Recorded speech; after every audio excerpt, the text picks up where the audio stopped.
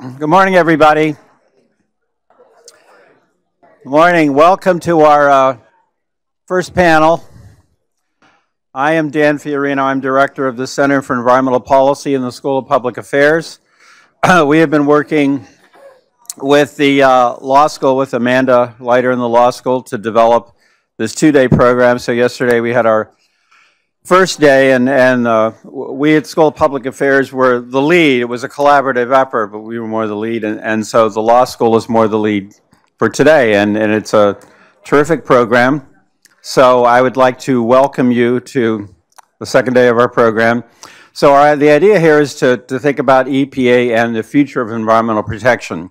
So what are the challenges in coming decades that EPA as an institution will face? Is EPA well equipped to deal with those challenges?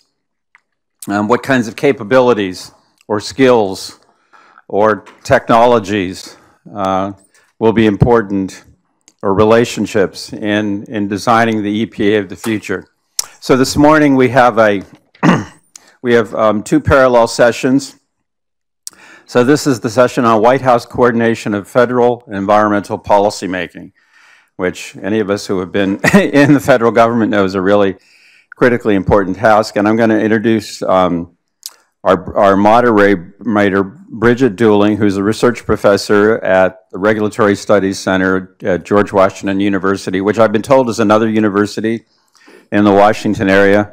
But we're very pleased to have you here today, Bridget, and I will turn this over to you. So thanks for coming, everybody. Thank you. Thank you for offering me safe passage through AU. I appreciate it. Good morning, everybody. You've chosen wisely. You are here for the morning session on White House coordination of federal environmental policymaking.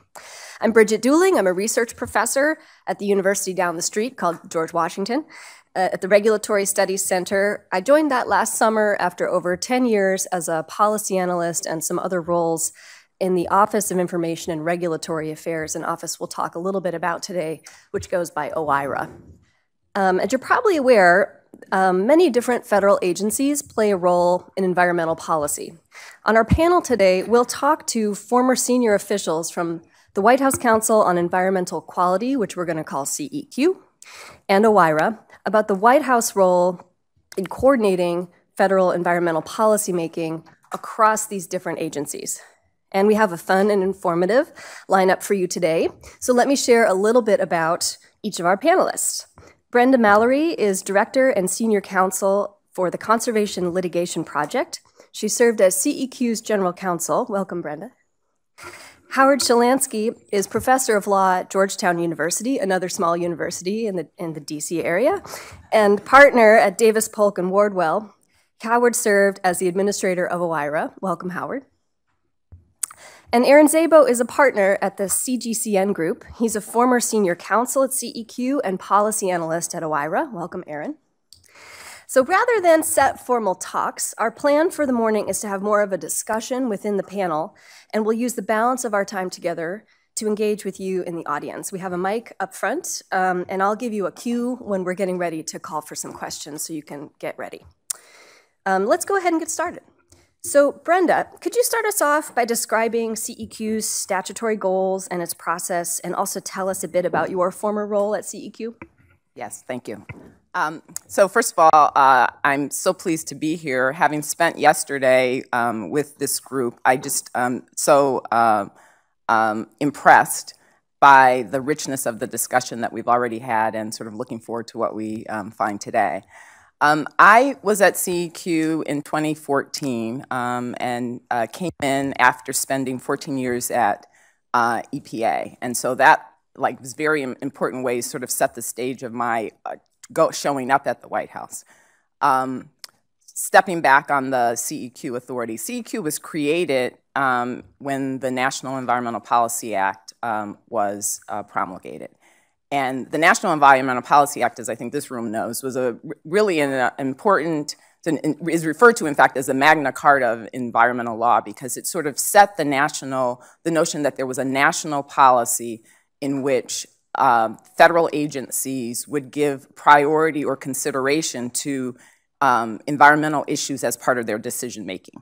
That there was a need to balance the kind of sort of productive use of resources with the long-term benefits and long-term sustainability of resources. And so that was a really important step in environmental law and environmental history, and CEQ was created to actually be part of the implementation mechanism for that. The office was set up with originally as 3 council members with a chair, and then a staff of experts who were to assist the administration, the president, in understanding environmental policy and on all issues that were related to environmental quality. CEQs ends up with a role that not only deals with NEPA implementation, they organized and set up the regulatory framework for that, were important in helping the agencies to develop their own infrastructure around environmental policy consideration, but also plays a very important role in assisting the administration, whatever administration, in understanding what the challenges of the moment are, how best to go about dealing with some of those issues. And I think the intention originally was a much more, an institution that had much more infrastructure than I think you see today. At its height, CEQ had over 80 employees who were scientists and other experts that were there to do reports. There were annual reports that were done that were submitted to the president and to Congress. And so all of those functions were sort of part of understanding what the environmental issues and considerations needed to be. Fast forward to 2014, and by the time I arrived, there were 7 full-time career people, a total of about 24 full-time employees, and then the bulk of CEQ's staffing was made up of detailees and interns and other sort of people who were on temporary assignments. So a very different kind of institution. It also, by 2014 and many years before that, was no longer functioning as a 3-person Senate-confirmed council, but as a 1 chairperson, a deputy, and then staff beyond that. So there were some important changes that I think obviously were affected in part by the fact that EPA came into existence. Other agencies had roles in environmental policy making, but CEQ never sort of regained its, I think, stature or institutional structure after the Reagan years. So I think that covered both points. Thank you so much. Howard, I wonder if you could do the same, but for OIRA, and also a little bit about your role in OIRA. Sure, thanks very much, Bridget. It's great to be here. I've worked with all the people on this panel very closely over a number of years, so and with a number of people in the room, so a particular pleasure to be here. So OIRA is not obviously principally an environmental policy organization. It's an entity that came into being in the Reagan administration, principally to do 2 things. One was to make sure that the government was not collecting too much information or placing too much burden on businesses and citizens in terms of the information that they collect. So the statutory home for the office is actually the Paperwork Reduction Act. So when you see an OMB control number on any form, mandatory or voluntary, that you fill out for the government, that control number comes from a review under the Paperwork Reduction Act that OIRA performs. And I would say OIRA does roughly 3,000 or so reviews of information collection requests from different federal agencies. But that's actually the task for which OIRA is relatively less known. It's relatively more known for regulatory review. And what OIRA does under both some statutory authority, but more under a series of executive orders that go back to the Reagan administration, but were then subsequently renewed and revised under every administration since. OIRA reviews all significant executive branch regulations. And significance has a number of different definitions under the applicable executive orders that I won't go into now. But it puts OIRA in the position of reviewing all the regulations that are going to have a high financial impact or significant policy importance out of all the executive branch agencies. And that's the way in which OIRA becomes involved with environmental policy, because the significant EPA regulations, Department of Energy regulations, Department of Interior regulations, NOAA regulations, anything, Army Corps of Engineer regulations, anything that could touch on the environment that has any significance in terms of importance to the president and the administration that's in power, financial impact on the economy, novel political issues will come through the office for review. The office is not tasked with deciding whether or not the regulation is good policy. It's really supposed to take the policy initiative as given and decide whether the execution on that policy meets certain criteria.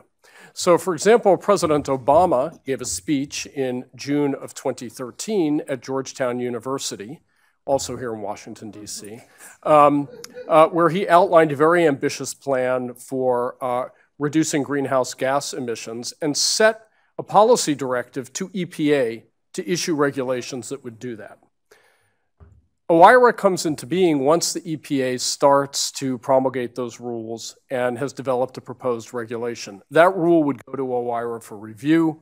It would be reviewed under cost-benefit analysis to the extent applicable, whether the rule is based on sound evidence and science, whether the rule is taking an efficient and legally permissible course towards its objective.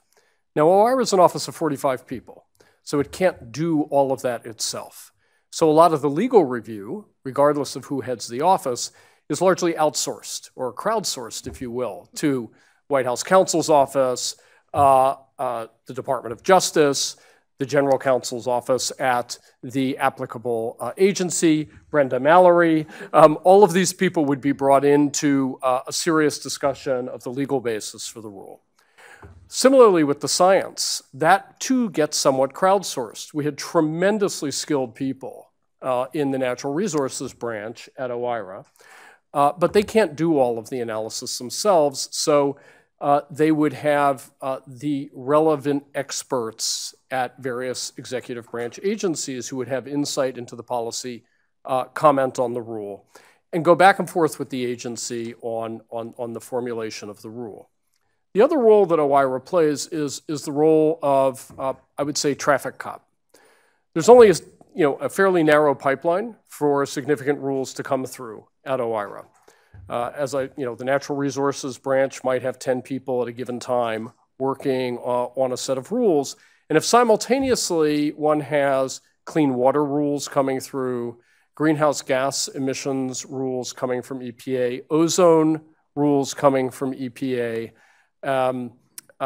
methane venting and flaring rules coming from the Department of Interior, and various fisheries rules coming out of NOAA, one has to figure out what the priority of those rules is going to be if they all start to come into OIRA at a particular time. So in consultation with CEQ, which has much more of a policy role, much more of an inside the West Wing role, and in consultation with the President, the Chief of Staff, and the relevant policy councils, OIRA might say to Interior, great rule, hang on, we're going to get these clean power plan rules through, then we'll take venting and flaring. So there's a little bit of a prioritization and imposition of discipline role that OIRA will also play, but very much in consultation with relevant folks in the administration. So the way I would sum up OIRA's role is regulatory quality control, regulatory harmonization, because different environmental rules can clash with each other. A very good example would be EPA's cooling tower regulation created fits at Fish and Wildlife Service because they weren't sure that that rule was set up well to prevent take of certain kinds of river species of fish. And so there was a lot of tension between the two agencies there. This is a common thing. OIRA plays the role of broker and convener to harmonize where there is tension amongst the rules. And OIRA will also play a prioritization role. Bridget, can I please follow up? Yeah, one of the things that Howard said just reminded me, like, that sort of idea of, depending on where you're sitting, your kind of view of whether or not OIRA should be handling that kind of cop role changes very much. And I can just remember, like, being a staff person at EPA and in my various EPA roles, that caused some bristling. Like, when that cop role sort of comes into play, and I think this is true of CEQ. I mean, there were things that CEQ wanted that from agencies at various times that the agencies felt like they were doing something else, or that they wanted to staff it in a different way, or they wanted to time it in a different way, and that always led to some sort of tension. And so, that the the importance of what I think of as a very important White House role for not only for staffing issues and other things that just had to do with how much you could just handle, but also the White House had its own vision about, like, how the communications rollout should be handled, or like how it fit into a plan for the month or whatever. And so that EPA's reaction at times, and as an EPA staff person or as an EPA leader, like, people would fight really hard for trying to maintain what the leadership of EPA's vision was about how the rule would be rolled out, or what the rule would say, or some of those other aspects. And so that is an ongoing dynamic and ongoing tension that I think is an important part of the relationship. Oh yeah, I want to be very clear. I never said we were popular. In fact, when someone asked me to describe my job, I said it was very easy. I come home every day, I pull all the arrows out of my back. I throw them back out the window so they can shoot them again tomorrow. And the promise that I made to Gina McCarthy when we both sort of came into office at about the same time was, I will always tell you when I need to stab, and I will always stab from the front. And she said, that's all I can ask for. But it is a role that, and if you want to see something that really amplifies what Brenda said about how OIRA might be perceived from the agencies, my friend and colleague Lisa Heinzerling, who was chief rule writer at EPA during the first half of the Obama administration, has written an article in the Pace Law Review, I don't know, from 3 or 4 years ago, that basically indicates the displeasure that EPA had with the role that OIRA played in maybe interfering, in her view, with the preferred form of rollout. And this is how I know you chose the right room, right? This is good stuff. This is good context for how it actually works, right? And I'm glad that you picked up on that point, Brenda, because I heard some chuckles when Howard talked about the prioritization and sort of triaging that OIRA does, and that OIRA serves as the face for that, right? But what Howard is sharing with you is sort of how that really works. OIRA often is the one that gets described as being the sort of cop on that, but there's a whole policy process often running behind it, particularly for complex issues like environmental ones. Erin, you have a really unique role on this panel because you've worked in both CEQ and OIRA. So is there anything that you would add so far? Yeah, just a quick little background. So I came to OIRA from the Nuclear Regulatory Commission, where I was there for 6.5 years. The last 2 years of the Obama administration working for Howard there. Took my role, I worked a lot. This is the first I heard that he told agencies they couldn't send stuff in, because he told me I just didn't get a day off because I had the Clean Air Act, so that was a fun blast. And then I was there for still in OIRA, the first year of the Trump administration, and then I transitioned to senior counsel at CEQ, where I had all my colleagues at OIRA saying, "Oh, now you're just going to roll us and do all the evil stuff CEQ does behind our back." And I said, "No, never." I'm like Howard. If I told them the same thing. If I'm going to stab you, I'll stab you from the front. But with respect to just kind of adding on just one thing additional that I don't think can't be understated enough is OIRA is also the face of the White House for a lot of this country. When rules are under review, I worked on the ozone NACs, I worked on the Clean Power Plan. I had, every single group, and I know a lot of people talk about, oh, it's only, or there's an appearance that it's only industry. Even when I moved to CEQ, and I know Brenda probably had the same thing, where it's if anyone wanted to come in, I don't care what party, what affiliation, I want to hear what people have to say. I'm interested in all point of views.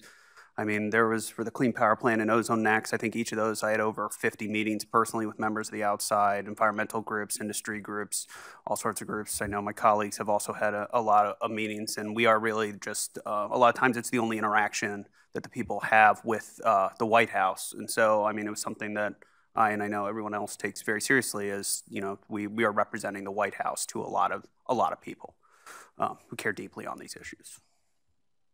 Yeah. I had one follow-up for you, Brenda. Actually, you raised the idea of CEQs, you know, the folks staffing CEQ is really evolving and oh, I'm so sorry. Got it. Thank you. Appreciate the heads up. So, Brenda, a follow-up for you on CEQ staffing over the years. It sounds like it's really sort of ebbed and flowed, and sort of the structure and number of, you know, permanent career staff has adjusted over the years, and you've supplemented with detailees and other temp staff.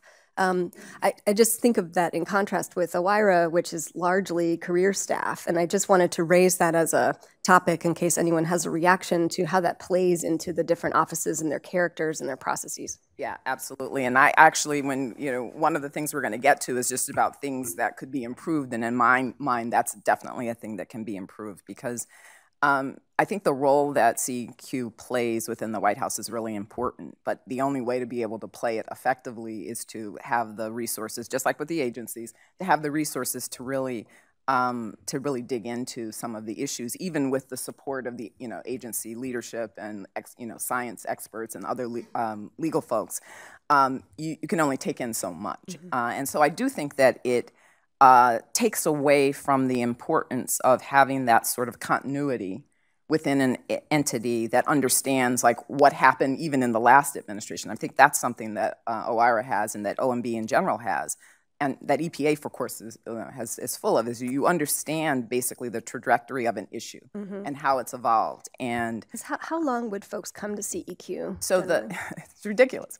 So most of the detailees were there for like 6 months, and we would twist people's arms to get a year, and then really twist to get, a year and a half.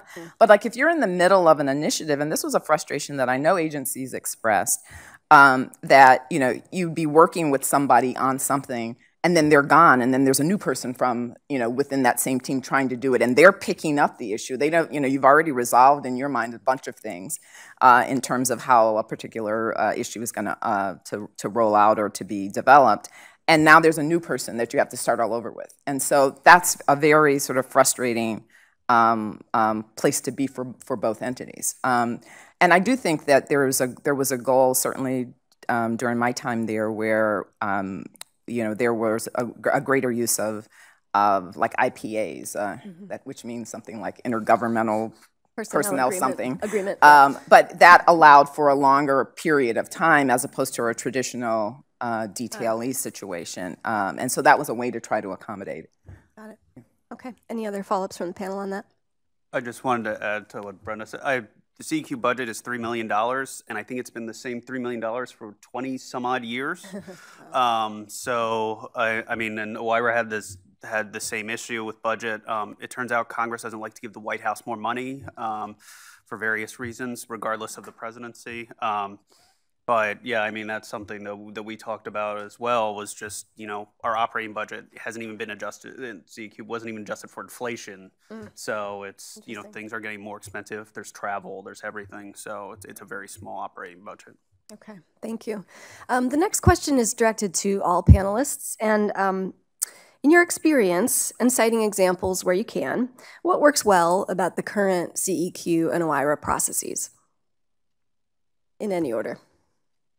So I think, as I was trying to explain, like the NEPA part of CEQ's portfolio is sort of the standard. That's what I think of as the norm. Everything else is, duties as assigned, new initiatives, those sorts of things. And so, the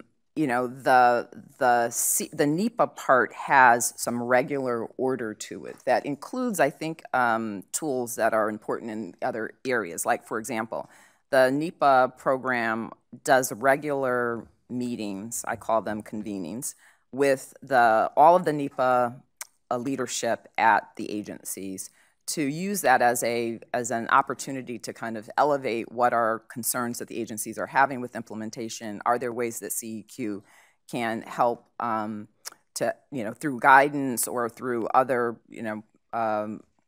vehicles, help move the NEPA process in a way that is more efficient and more effective, which has been like a theme for decades in terms of NEPA implementation. And so that's an example of, I think, a way in which the White House offices in general, but certainly CEQ, work well with the agencies, which is to do these sort of convenings of high-level people, stakeholders, and others to address issues.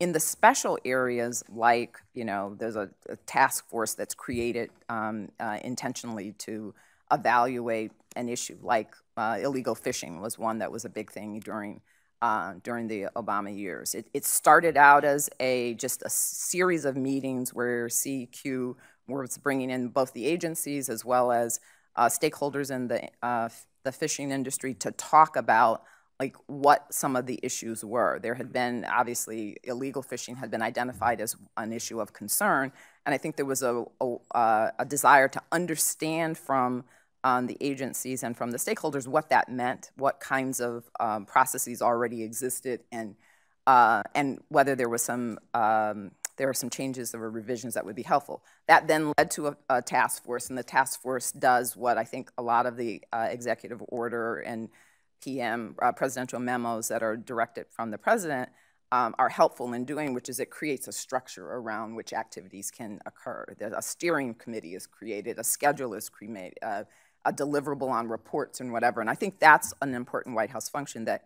again, I think it's appreciated more when the agencies want it and ask us to do it, and appreciate it less when it's on our own initiative. But it's a way to sort of like create a process so that at the end of it, it results in some, deliverable action. In this case, there was a proposed rule, there was then a final rule, and that's, I think, the combination of the tools that I think the White House can use. So you convene, you do task forces, you do MOUs among the agencies as a way to organize the activities. Thank you. I think from the OIRA perspective, I think that OIRA functions extremely well as a convener of agencies that may have interests that bear on a particular rule. So there's a very high degree of continuity and professionalism in the OIRA staff. I'm looking at Danielle Jones and Vlad Dorjitz who are here. When you have people like that who have been, for quite a number of years at the agencies, developing a lot of expertise and working with their counterparts, they're able I think, to build a degree of trust with the permanent staff at the agencies. And therefore, when a rule comes in, very quickly, they know who to send the rule out to in the different agencies. They will very quickly say, look, we need your comments. There's an understanding that the process matters, that if you miss the window of opportunity to comment, the rule is going to move on without you. So I think that convening process of getting all of the agencies with an interest in the rule to comment, to get their piece said, to get that feedback back to the promulgating agency is a process that works well, that's extremely effective. It avoids a lot of tensions or contradictions in rules that would otherwise arise. And it allows for leveraging expertise that may be compartmentalized in different agencies, across different agencies. To be sure, people at EPA may know a lot of their relevant counterparts at Interior or at Energy, but they also may not. And so it's very helpful to get those views shared.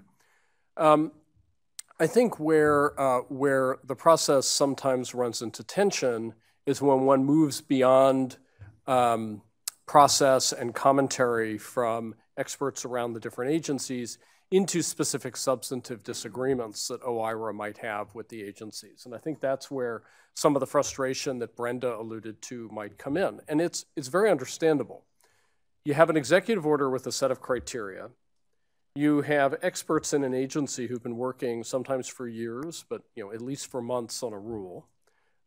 These are folks who typically have devoted years to becoming expert on a set of problems or on a topic area. And then they're being told, after all of that work and that, internal, sort of analysis and incremental balancing of the right approach by somebody in a different office who hasn't been involved with that process, who may have less specific substantive expertise, saying, well, when I look at that against this general executive order, it doesn't really do what it needs to do. You didn't consider the following alternatives, or you could achieve higher net benefits by going down this other road. And that, that leads to a certain kind of, of friction and frustration. I don't know if there's a way to make that better. I think the thing that OIRA has done successfully to make it work well is to build in that professionalism, that long-term experience, and that trust so that people know, at very least in the agencies, when I get pushback from OIRA, it's not because of some kind of specific partisan or policy agenda. It really is because of the executive order criteria. But I think that one of the ongoing challenges that OIRA is always trying to meet is how to maintain that trust, how to do a better job in convincing the agency that the substantive directions in which OIRA itself is pushing the rules are justified. And I think I don't know if there's a great way to solve that problem. You can't turn OIRA into a 500-person office with huge pockets of expertise that can second guess HHS on tobacco health, or second guess NOAA on migratory whales. You have to have one or two people who know how to deal well with the agencies, be respectful of their expertise, yet still nudge them in the direction of doing further analysis, alternative analyses. So one of the things that is, I think, a bit tricky is the question of whether OIRA should be more available for consultation at earlier stages in regulatory development. This is a bit controversial for a lot of people, particularly advocates in various policy areas would not be happy to see OIRA getting involved earlier. They want the experts at the agency with the statutory authority making the determinations they're supposed to make under the statute, not a relatively unaccountable group of people at the White House in a somewhat opaque process telling them what direction to go in. But it might actually ease some of the tension over substance if there were that earlier engagement. But there are arguments on both sides of that. So OIRA's, I think, fantastic on the process. I think always sincere and working honestly under the executive orders to on the substance. But that's the area where the tension's always going to arise. Sure. Because I think that the point that you made about relationships is like so critical, like that sort of the long-term institutional relationships that exist between the folks at OMB and the folks at the agencies, EPA in particular, are really important. And it works good and bad. Sometimes because of those long-term relationships, you need somebody to come in and help kind of move people beyond the last rule in terms of people's memory of a particular issue. But I do think ultimately, in the way that both OIRA and CEQ operate, that having those relationships and having those relationships at the political level is really important, because there are going to be issues in which there's disagreement. There's absolutely no question about that, or sort of differences in emphasis on a particular issue. And when the leadership at least is interacting in a way that allows for some outlet for the staff, and that also will result in there being sort of an elevation at an earlier phase to try to resolve things, I think that's really important. And things that have worked best, I think usually are built around those existence of those relationships. And then also on the earlier things, I think there are times, I certainly have been involved in my time at EPA, where there will be ideas that are being discussed at the agency where, because of those relationships, the staff does reach out to their counterparts in OIRA just to kind of ground truth whether there's any point in, like going much further with this idea. And like people have, different reactions to that. Like, there's one view which is, do the policy that you think is the right policy, and then we'll do the OIRA battle. And another view is, like, why spend all this time doing this thing that we know is going to be shot down in OIRA? So, like, there is, like, I think some of that goes on depending on the program already, but I understand why there might be some concern about it. Yeah, and I mean, what Brenda's really, hitting on is these offices might function very differently, administration to administration, or even over the course of a single administration, because the personnel really do matter. You can specify a lot in statute, and you can specify a lot in executive order, but it really is the working relationships that evolve, and those evolve very differently administration to administration. There were some agencies with which I felt I had, I'd say most agencies I felt like had terrific working relationships because there was a lot of continuity at the head of the various cabinet departments during the Obama administration. To the point that, when Bob Perciasepi told me he was leaving EPA, that was very depressing to me, not just as a loss to EPA, but I could always pick up the phone and say, I don't understand what we're hearing from EPA. And I would get an explanation that was clear, that was helpful, and that sometimes told me to get lost. But it was based on something I could trust. Those kinds of relationships are incredibly important. Or getting a phone call from Janice Schneider at Interior saying, look, there are going to be parts of this rule that you're not going to like, but here's why we're doing it. And before you shoot back, can we have a conversation?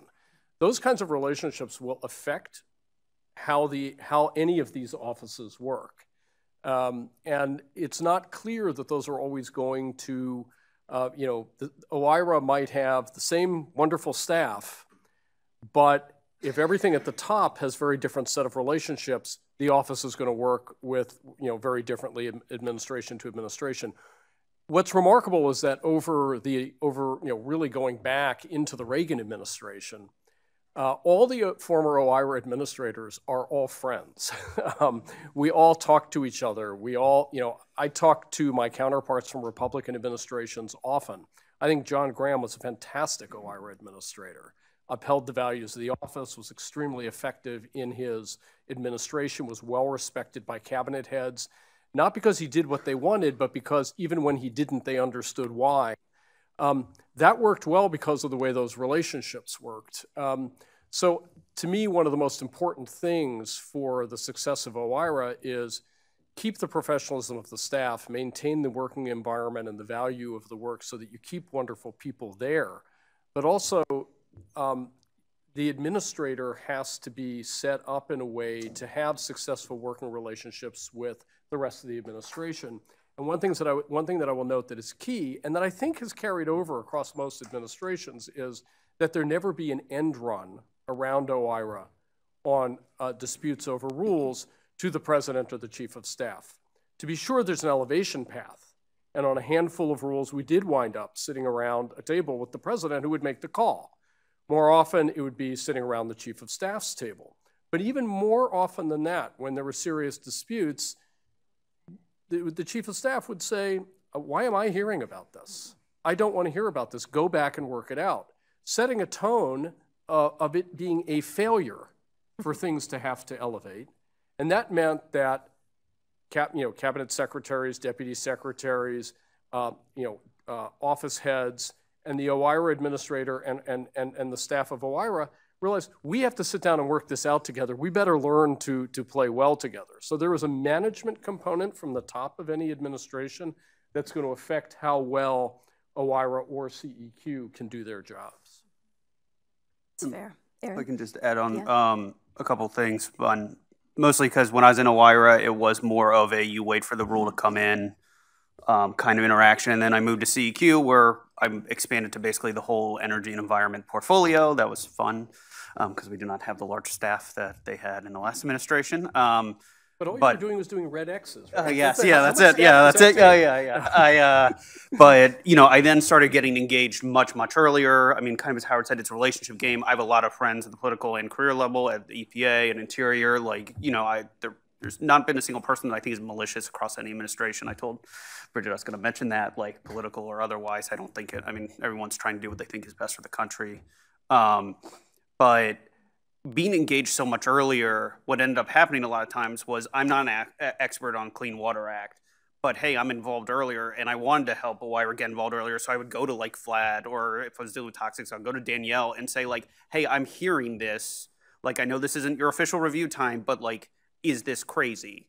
Like, because I just need to know, because like my reading is X, but I'm not an expert on that. I need another opinion, and trying to get them more involved earlier, at least as kind of at a minimum, as kind of Howard was talking about, that initial check, because in my position at CEQ, being able to be involved much earlier and as before the process, I can say, hey, at a minimum, maybe you guys should run this by OIRA right now, or maybe you guys should take this back and think about that, whether that's at the career level or talking at the political level.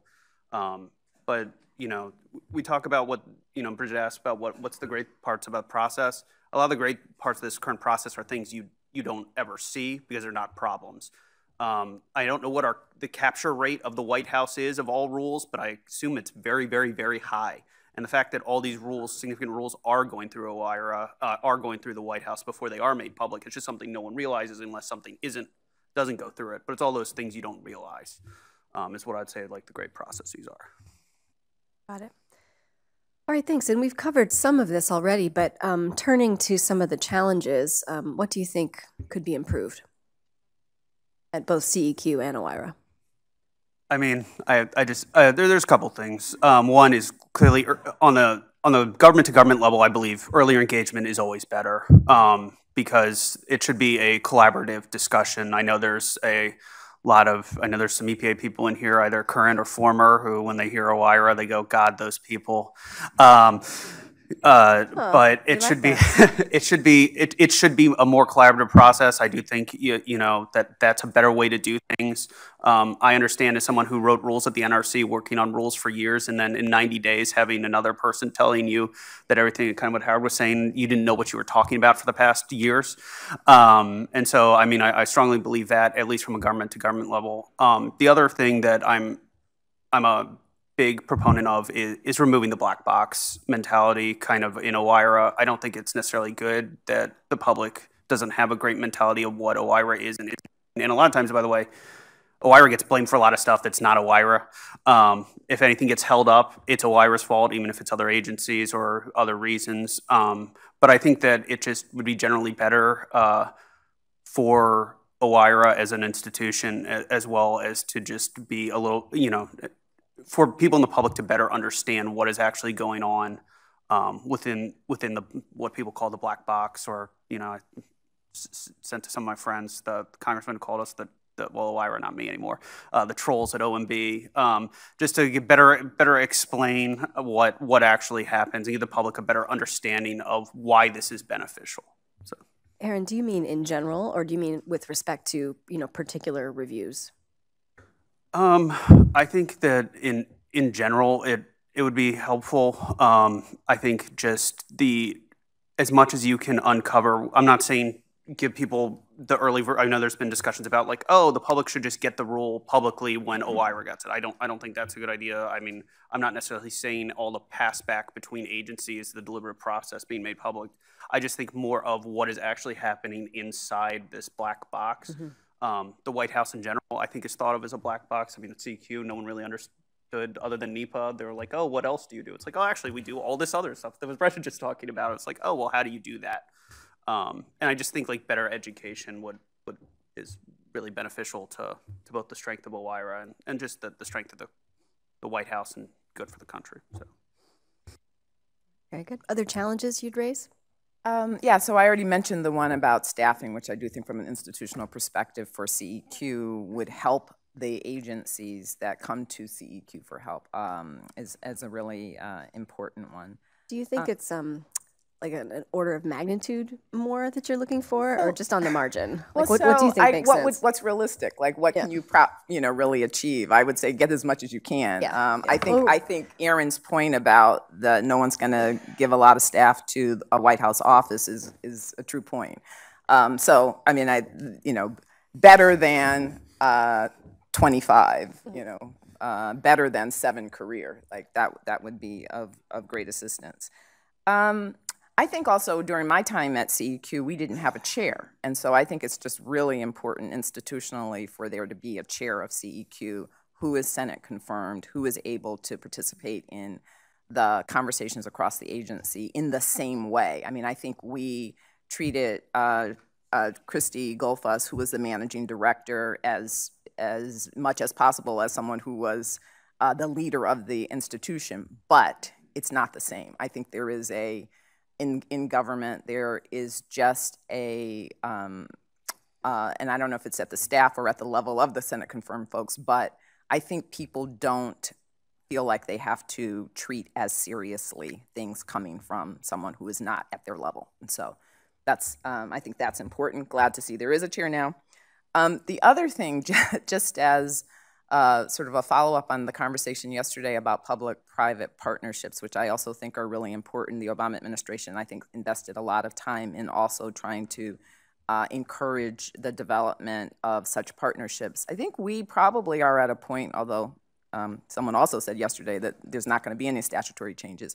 There needs to be like an assessment of what the public-private partnerships take and the authorities that the agencies and even offices within the White House have to engage. Like the ethics issues and endorsement issues, which I know we don't hear a lot about now, but they exist in the statutes that we're trying to implement. And so trying to make it clear that there is flexibility for certain types of engagement in those public-private partnerships, I think would be useful for the role that the White House could play in helping the agencies. I'll just say a word about transparency. I mean, this is always a big issue for OIRA because the public doesn't see the passbacks. And actually, that's really what people want to see. You can post all the meetings you want. You can post all of the,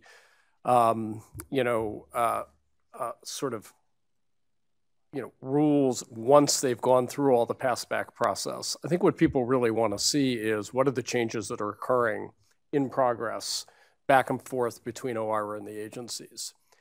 And I'm sympathetic to the desire for people to see that, but I do think that there is real value in keeping the deliberative process reasonably invisible.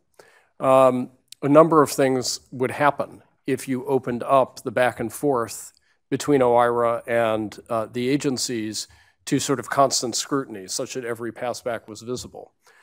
First of all, I think you'd have relatively uninformative passbacks because there's a lot of stuff, there are mistakes that get made, there are questions that get asked that are hard questions. There are things that could taken out of context to make somebody look inept or look silly. These all go back and forth relatively fluidly as part of a conversation between desk officers at OIRA, agency staff, the different agency staff that are commenting. What would happen is you'd get very anodyne kinds of comments and all the serious stuff would be driven to telephone calls, which would be, I think, quite inefficient. So I actually don't think it would be terribly illuminating because you really want to keep that honest and frank back and forth. And there's stuff that gets put in passbacks that, you could imagine being pulled out and being embarrassing. The other thing is, I think that there are a lot of very nasty partisan views on rules in both directions on any rule. And there has been effort to embarrass and call out and dox OIRA desk officers, people who come to work just to do like hard, sincere work every day. I was under a lot of pressure to reveal Vlad Dorjitz's name by the chairman of a powerful House committee. And I refused. I said, hold me in freaking contempt. No. Why do you possibly need that information? So what happens is if you start to open up all of these passbacks, there are going to be mistakes. There are going to be people, figuring out who the desk officers are. There's going to be harassment.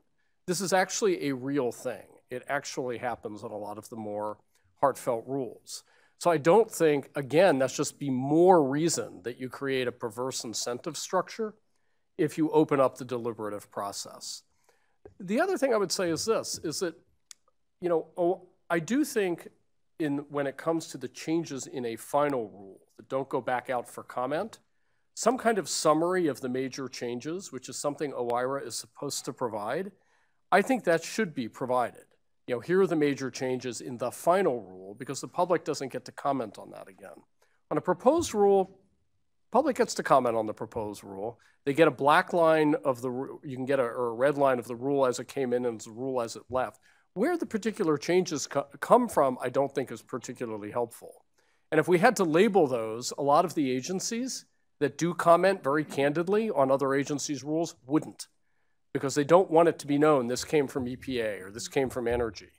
So I think OIRA plays a useful anonymizing function that actually increases candor and increases the quality of discussion on rules. So transparency is really double-edged.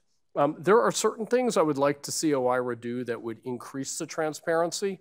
Summary of major changes, I think some document that would say, here's the big things that changed from when OIRA and why, so an explanation of that. I think that's a perfectly reasonable thing.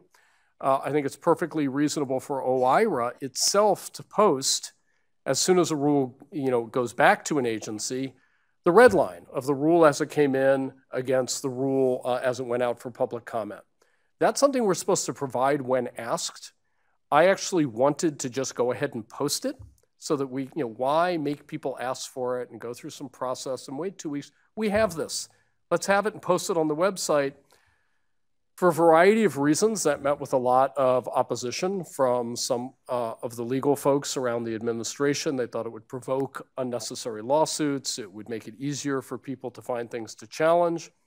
That's part of the democratic process, and that's part of transparency. And I don't really have a problem with that. And I think it would help OIRA if it were a little more forthcoming with some things like that. But I'm after spending nearly 4 years at the office, I've really become increasingly convinced that the deliberative process is something that needs to be protected, because opening that up will just have perverse incentives and will not be more revealing to the public. Yes, I would like to echo that, because the Clean Air Act has a provision in it that required basically all written materials actually between any agency and EPA during the interagency review to be made public.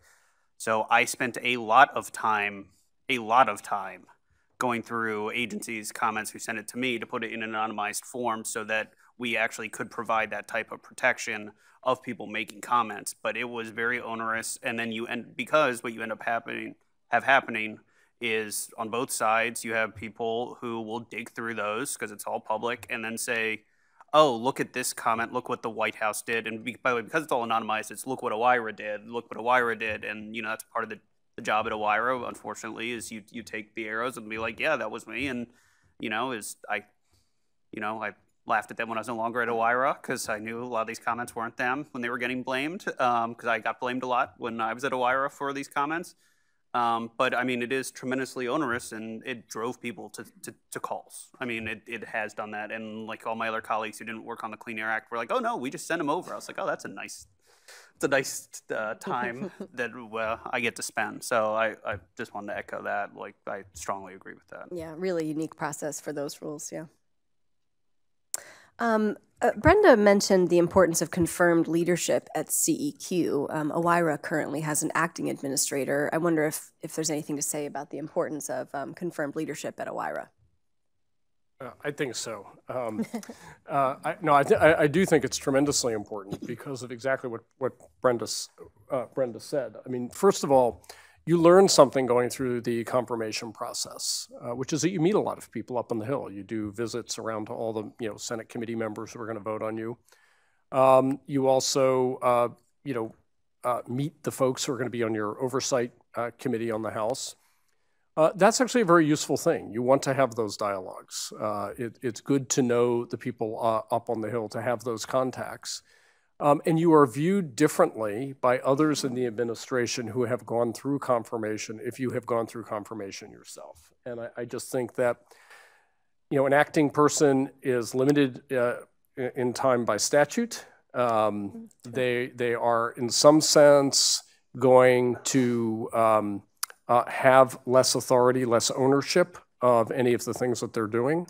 So I think it's very important to have confirmed leadership because you are just viewed as being more permanently in charge of your office. And, you know, a DepSec or a cabinet secretary is going to be less respectful, even if they're personally respectful, less respectful of the authority represented by somebody who's a placeholder. And there have been excellent acting administrators, phenomenally good acting administrators. But I think that it's not healthy for the office because it also signals a lack of importance in the eyes of the White House if they haven't made the effort to nominate somebody for confirmation. So, you know, if your office is viewed as low priority because it wasn't worth putting somebody up for confirmation, makes people think, we don't have to deal with them. You know, there's a way around this. Let me see what I can do. And that creates bad incentives all down through the system. And do you think that I understand that's how that signal is perceived. Do you think that is what it means? Do you think it really does signal a lack of priority? Not necessarily. I think, and you know, that really depends on what else is going on in the world at a given time. It's also not an easy job to fill in some ways. I mean, it's a peculiar job. I only came to their attention because I was a finalist for another Senate confirmed position. And in the course of interviewing me for that, they said, we'd rather you do this other job. And just because I, in the Clinton administration, had been at the Council of Economic Advisors, I actually knew what it was. So I said, oh, that's, you know, that's a really interesting job. You didn't have to Google it. Right, I have thick skin, I can do that job, it'd be really interesting. But so it could be, it's hard to fill. Also, if you think about if there is a broken confirmation process in the Senate, you know, why stick somebody in line for a position that's never actually going to come up for confirmation? Let's just get somebody in there who can, you know, do the work acting, and we'll worry about this later. And let's deal with, you know, our judges and the other things that we really have to get through. So it could just reflect the reality of the political process. Got it. Can I just add to that? Because I do think that there was a point, certainly at the second term of the Obama administration, where getting people confirmed became impossible. I mean, and I think that was true at EPA as well. And so, so I think that dynamic really influenced how people prioritized putting people in position. Yeah. I mean, I want to emphasize, I mean, I actually tried to leave. And on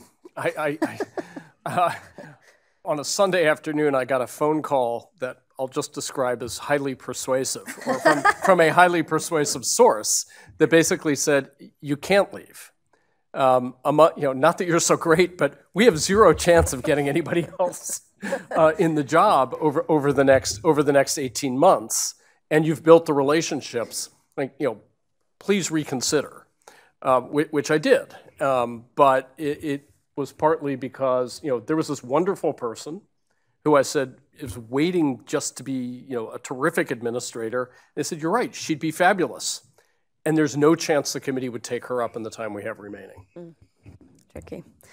Okay, we're going to do one last sort of capstone question, and then we're going to turn to you for some questions. So be thinking now about what you might like to ask, and I'll direct one more question back to the panel. So stepping back and thinking at a broad level, when an administration seeks to address a broad environmental challenge, such as climate change or other complex and cross-cutting issues, what's the proper White House role to ensure that all relevant agencies are pulling more or less in the same direction? And I think this panel is particularly well positioned to answer this question because everyone on this panel not only worked in White House coordinating roles, but also worked in other roles in executive branch and independent agencies. So really interesting mix of experiences here. So over to you in any order that you'd like.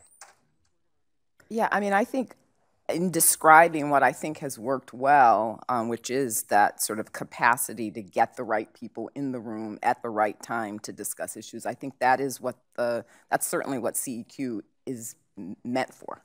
That's the sort of the nature of the, I think, the assignment of that type of an entity, and it's I think it's an important role, particularly for the more complex issues. I think the illegal fishing is a great example because one of the issues there simply was no one really owned the whole issue. Like the fixing of the problem was not going to be handled by one agency.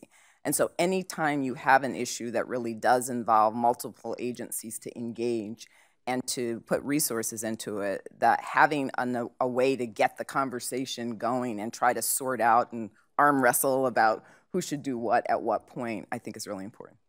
Thank you.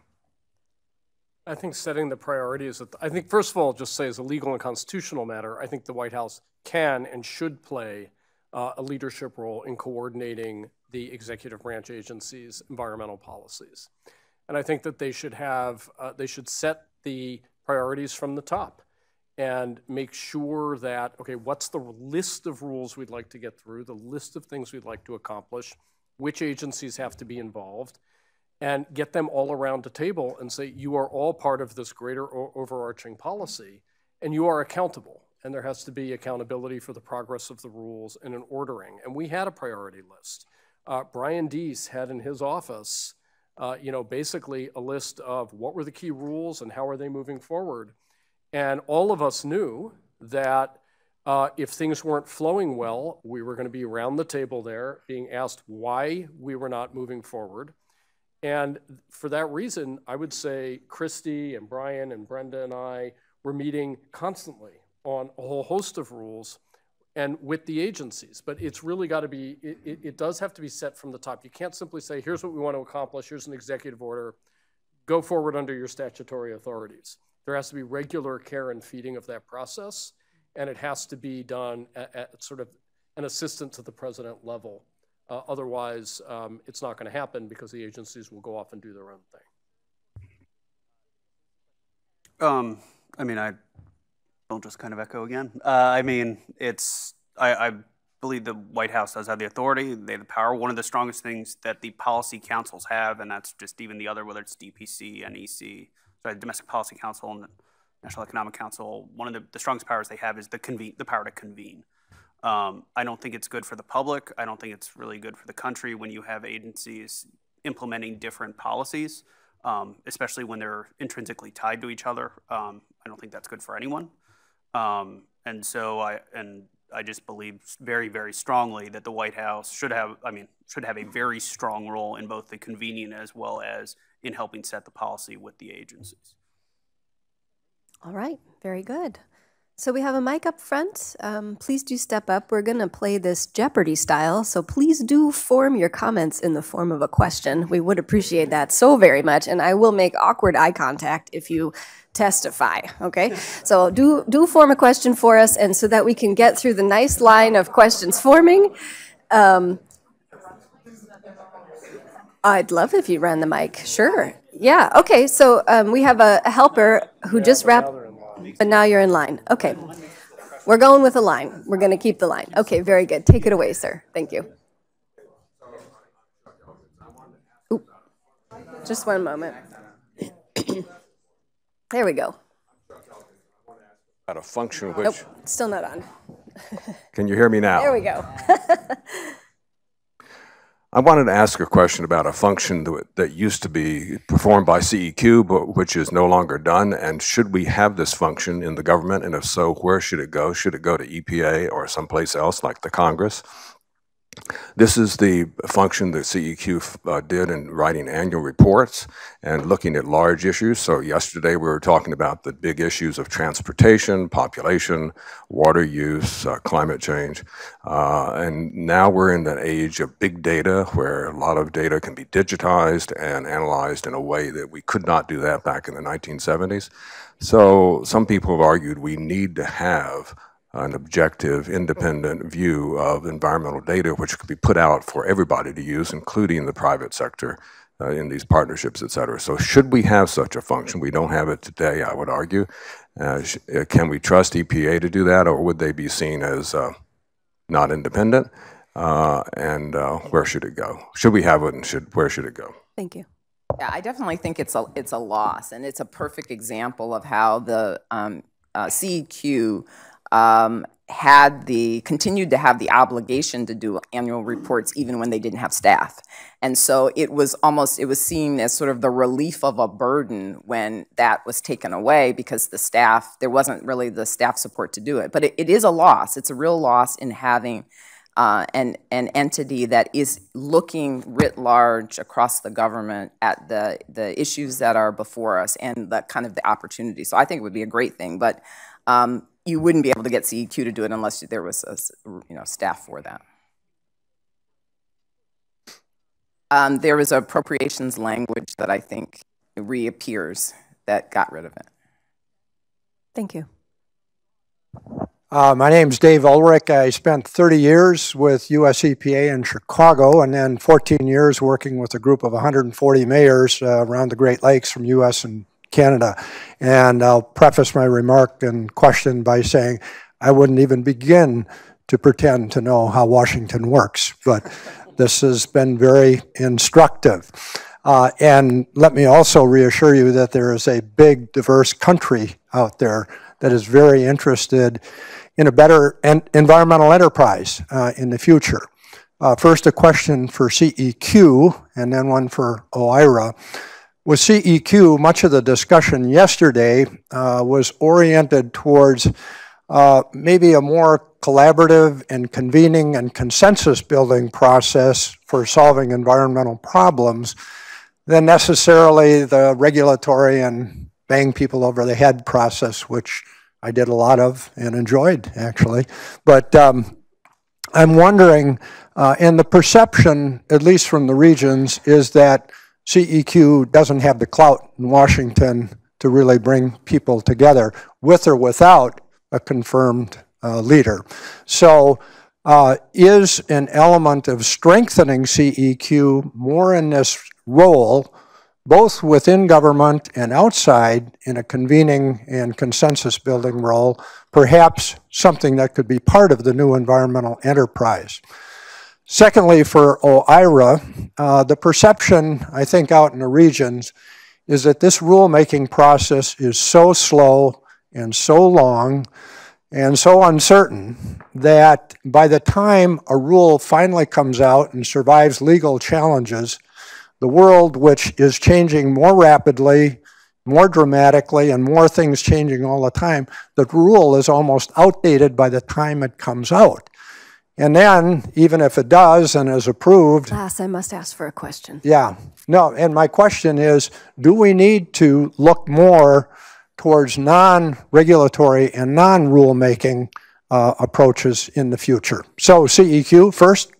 Yeah, so thank you for that. I think the idea and the sort of, in some ways, the diminishment of CEQ over the decades is probably why there's some sense of CEQ not really having the authority. But I mean, I assure you that when CEQ is working, it has a lot of influence. I always think about there being people have power sometimes by virtue of their authority, and sometimes they have power by virtue of proximity to authority. And so during the Obama years, for sure, I think we felt like CEQ was very effective at getting the leadership in the White House in support of the efforts that we thought were necessary and were able to sort of deliver on important priorities. Whether there could be a more explicit statutory authority for CEQ, I mean, that would be great. I don't think you'll get it. I mean, like, I think someone, when I was asking about, like, how could, CEQ be better? One of the suggestions was CEQ ought to have authority that allows it, specifically directs it as the office that decides things. Right now, I think much of CEQ's authority is about getting people together, and from that process, teeing up something that can then be decided by the president and the president's senior advisors. Explicit authority for CEQ on certain issues, that wouldn't be terrible. Just real quick, I think the number of rules that become outdated because of a lengthy progress is relatively small, but it is a problem, and it's the trade-off for having a very public and transparent and accountable process with judicial review, and I think the benefits of that process offset the harms. As a general matter, I would not be in favor of letting more things go through the guidance or more opaque route, but there are mechanisms, such as direct-to-final rules and things like that for things that are truly urgent. And I guess I'll just weigh on both topics very quickly. The first thing is CEQ currently is going through revising their NEPA regulations, which is going to be one of the most substantive things that the White House will do, especially environmental provisions in this administration. It's a massive undertaking, and I think that will just inherently change CEQ's perceived authority. With respect to the OIRA review process, I completely agree with Howard. I was very happy to see not too long ago this administration put out an executive order, a memo to the agencies from Russ Vaught. I know a lot of articles were written on about how this impacts independent agencies. I also think this significantly impacts what people call dark matter, this idea of basically regulation through non-regulatory mechanisms, which, having been on the outside for only 6 months now, I hear a lot from people, and I heard that when I was at CEQ a lot of times, where people there's a lot of these types of things, that guidances and so forth, which is stated as non-regulatory, but for instance, a lot of states will just follow guidance because that's the easiest thing to do. Thank you. Hi, my name is Tom Kelly, and for a number of years I was responsible to manage the rulemaking process at EPA, the Administrative Procedure Act, the Paperwork Reduction Act. Dan Fiorino and I worked together on that for quite a while. And I had an opportunity, I just want to say this first, and then I will ask a question. I had an opportunity to see the OIRA desk officers in a way and from a perspective a lot of people in our agency could not. And I came away with the highest respect for those people, for their intelligence, for the extraordinary work ethic, and by and large for their integrity, even though I knew that they were operating under a lot of pressures that many of us could not see. But I simply wanted to say that up front. Okay. You started, Howard, with a description of the statutory basis for OIRA, which is the Paperwork Reduction Act. So I want to ask the perennial question, because we're here to talk about the future of EPA, and that is, how do you get a paperwork collection request through the process when the staff is so small and they are totally preoccupied with hot rules? And by the time they say they will once I get through these hot rules, I'll look at your paperwork, then they got 8 more hot rules by the time they do that. How do we solve that? Because I know of many, many worthwhile research projects that just died because simple requests simply could not get attention. Thank you. I'll start by saying that OIRA does get through thousands of these things a year, and most of them go through fairly quickly. Where there is a significant burden or potentially sensitive data involved, often there are a lot of questions that go back from OIRA about the utility and the need for it and whether there are alternatives. And some of those are withdrawn or people find alternative means of getting the data rather than going through a government collection. But the other solution there is, and I didn't talk much about it, is staffing. And you could increase the staffing. Unlike other offices, members of Congress are always wanting to throw more resources specifically at OIRA. But, and I would always be told, wouldn't you like more money for OIRA? And being part of OMB, my response was, all of OMB works hard and every part of OMB could use more money, sir. Yes, but you can't say that. All right, and alas, this will have to be our last question. I'm so sorry, folks, at the end, but I'm sure you can approach afterwards. I'm sure we'll be around, but we don't want to eat up your break, so thank you so much. Well, what you described is really very different from the OIRA during the previous 20, 25 years before the Obama administration came in. I mean, there was a real effort that made a difference in trying to put in place a much more constructive and collaborative process despite what John Graham told you, who John was personally great about working with people, the staff relationships were pretty toxic. And so because our focus is the future, the things I heard that need to be kind of locked in the next administration, and I'd like to see if you disagree with any of these, is the policy direction early on needs to be clear in terms of what administration policies OIRA is supposed to be trying to help implement. There does need to be transparency, but it's accountability. And I think transparency kind of confuses people because you can't be completely transparent. But the idea of the red line strikeout of what happens before and after would go a long ways towards creating accountability.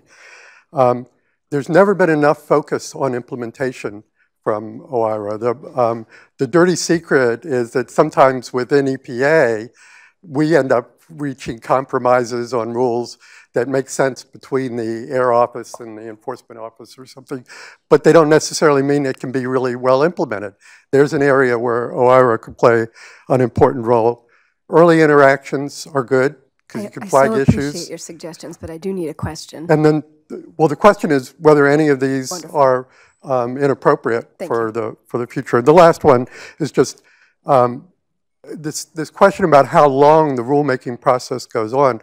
Part of OIRA's role can be to frame and escalate the issues so the decisions can be made at senior levels of the conflicting agencies, and there's not enough of that goes on quickly enough in the process. Thank you. So I agree with all of the above. I agree with all of the suggestions above, and in terms of time, normative time is something OIRA is always fighting. But at the end, I think there's a little too much focus on that because they do meet on average the 90-day normative time, and the rules that go beyond that, there's usually a good reason for it. All right, thank you all so very much. We so appreciate your time in panel. Please join me in thanking my panel. I apologize. You may have certainly approached my colleagues. There's no discussion about afterwards. EPA, the implications for EPA's future. The audience whether they want to stay 5 minutes. Folks are welcome to stay if you'd like. You're welcome to stay if you'd like. I just want to release anyone who needs to take a break. Please feel free to take a break. If my panelists don't leave, I assume they will imply their consent to take your question, although I don't know if they'll hear you. Back in line. Thank you all so much. I'm sorry. EPA, the environment, involves all these other agencies. You can't operate without... I'm not being heard. Do you want to hear this? All right. Hello. How do you have the kind of coordination of environmental policy and regulation that you need at the White House level? And just come up. Just come talk to us. It's okay. No, please. I don't. I want to hear. I want to get. Unfortunately, I'm afraid them. Folks can't hear. So, with one final moment, please join me in thanking our panelists. Apologies for the complicated ending there. Thanks so much. Only about the regulation process. It wasn't about EPA's role in NEPA. Hello. I know what you're talking about. Okay. Are we on? No, I think everybody's talking. Even if you're on, I don't think it was the volume would be high enough to talk over to people.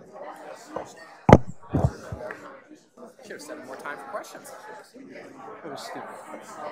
The point is to have interaction with the audience. You have this huge reservoir of expertise. It's tricky though because there's also most value in everything they said. So like maybe longer sessions. Most of the people here know most of what they said. Yeah, that's true. I guess depends if the audience is all like how much over in EPA and current and past EPA versus other. And I think most of the audience here is EPA, right? Yeah, sure. Or if not, related agencies that have the same interaction. Yeah. You're at OMB now? I am, yeah. I'm at OIRA now. Yeah, I do water. You do water? Yeah, clean water act. How long have you been there? 5 years. So Art Pratt's left by the time. Exactly. So Art got replaced by lady kind of comments. Oh, really?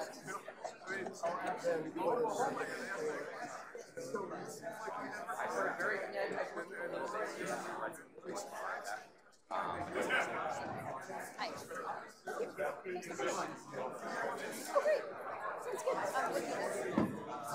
Did they answer your question? Oh, just. Of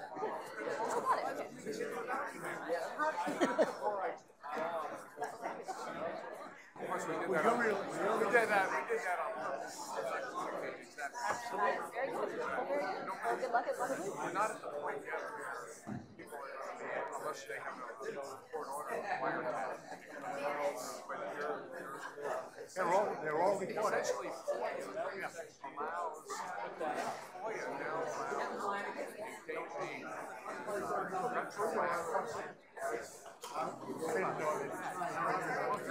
I was around the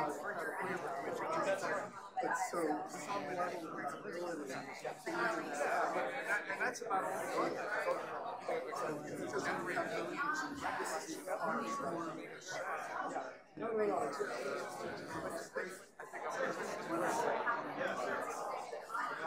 Kind of curious about your reaction.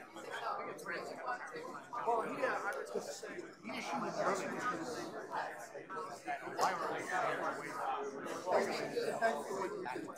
yeah, well,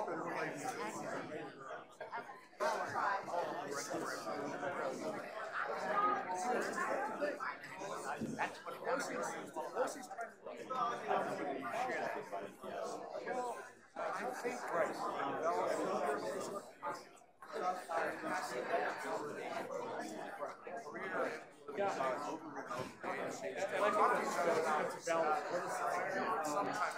think that was something we really worked to get us to.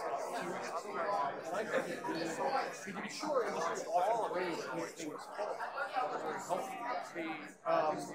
Outsourcing writing is very poor practice. We have to put it in how we got to that point should be the prerogative of the President of the United States. Get elected president. I try to hold myself. Yep. This is the way we've been doing it. That's the way we've been So, a lot of we still, I would say all the rules because a lot of those folks really understood how to do, it's not a really understood the cost benefits. That's right. And so the rules definitely did exhibit by and large, you can't do it. Absolutely. Absolutely. Faster engagement. These rules were so complex, and yet we're getting through in 65 days. All those, and most of that was interagency. But prior to you being here, it just gave more opportunities for debate and argument. Yeah, that's right. Well, to be sure, there would be a lot more detail. We found it very helpful, as opposed to some other agencies, flimsy regulations out of DOT, where we had to do the analysis. Nothing there.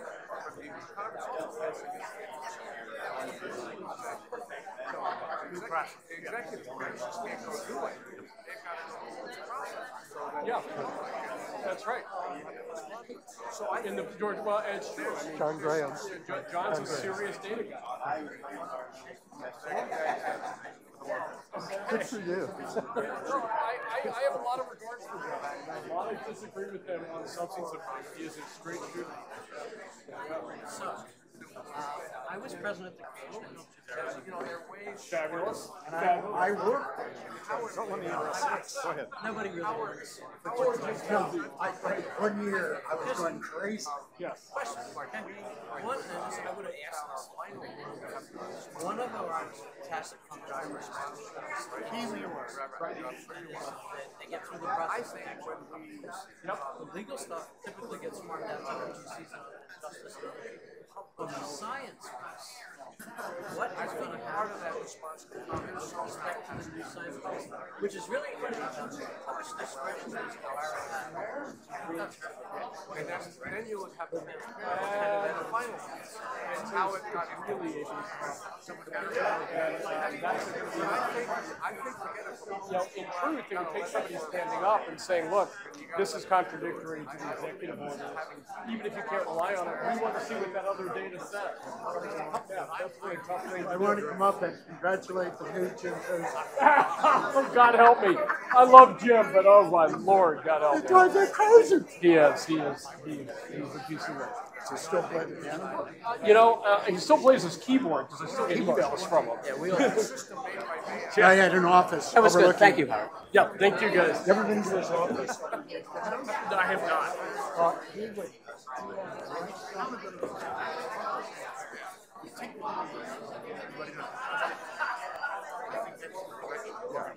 I think having the interagency stuff included in the response to comments, and Howard was mentioning some high-level summary of what things were not, Eddie over at the Department of Energy said this. It's just, why did this get changed if it was changed because of an interagency comment? We have to prepare, we meaning EPA, why something changed or didn't change based on public comment that came into the record. And sometimes, we get a million responses on a major rule. I would say 200 of those are going to be individual, probably some piece of information. The other 200,000, the other 800,000 is form things. But you understand the phrase? there's cities, and then there's international. And this one is the cities because I see the former mayor up here. Dick, I'm George White. We talked on the phone. We have a while about, about the mercury rule, and you were kind of making the point that we got to get out there outside. And then you went on vacation and said, I'll get in touch with you. It's not us.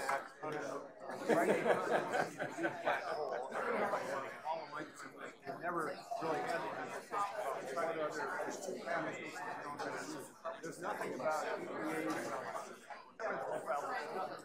No doubt.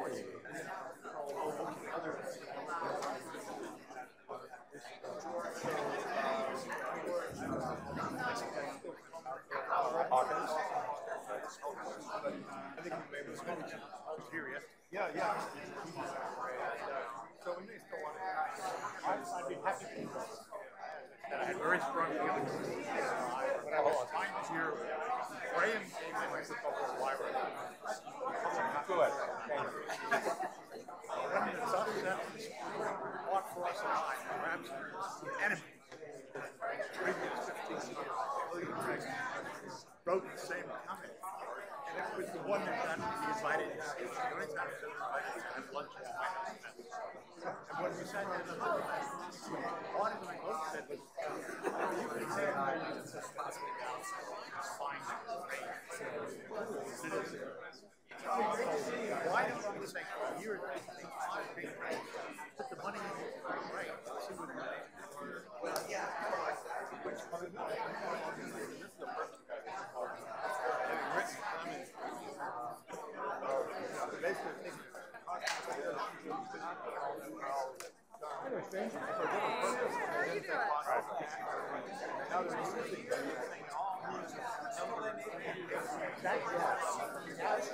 numbers aren't that.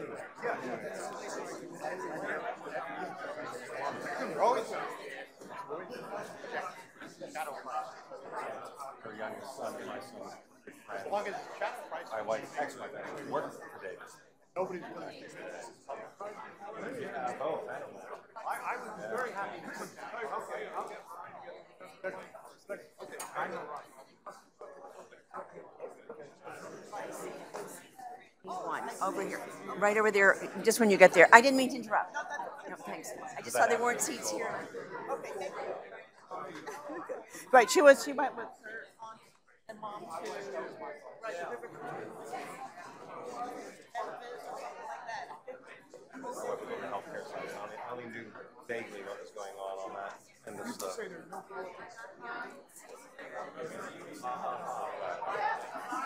Well, of course, the Greek root of politics is people. Can't avoid it. That's like saying there's no politics in law. Ha ha ha ha. You know, right?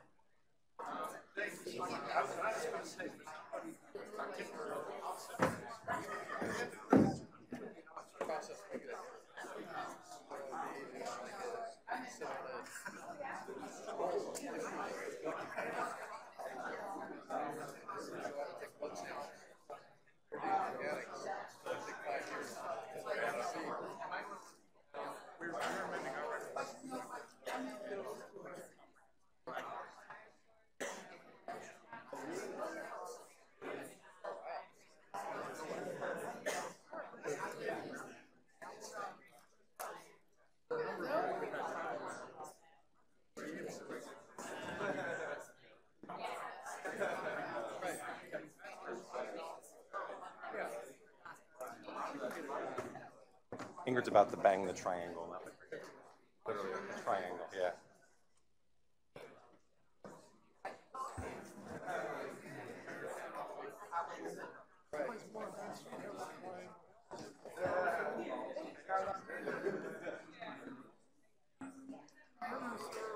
Yeah. Hello, hello.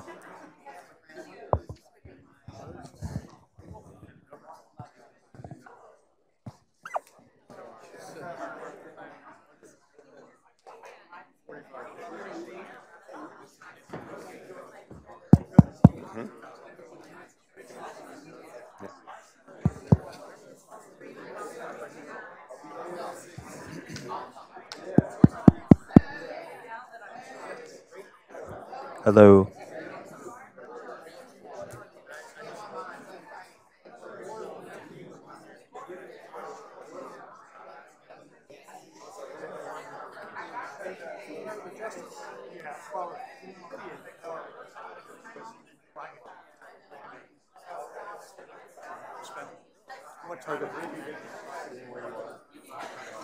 I thought so. I just want to make sure.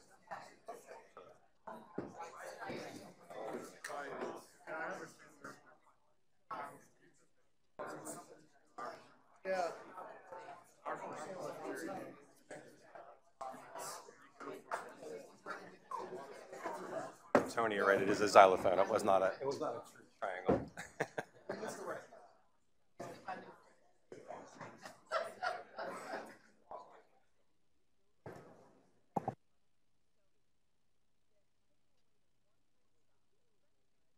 This one works.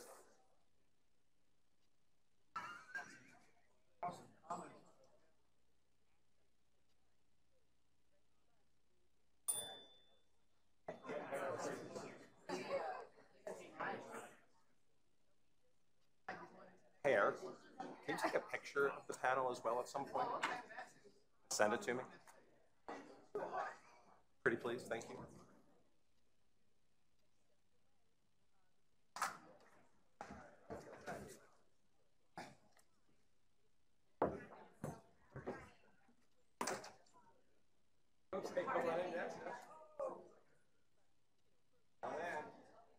I'm so sorry.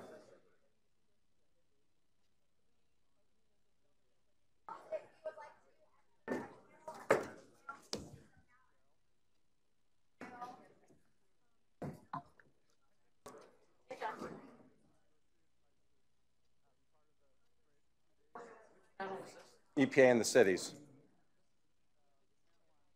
It's the one you want to be at.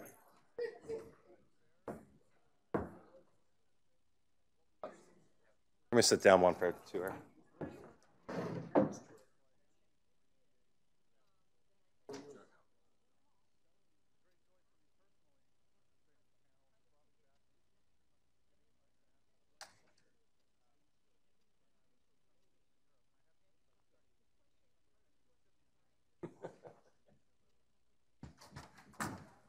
Well, I think that's the appropriate silence, and the bells and gongs and xylophones have all been played outside. So welcome to our breakout panel on EPA in the cities. Welcome to American University's Washington College of Law. I know many of you have been here for much of the last 2 days.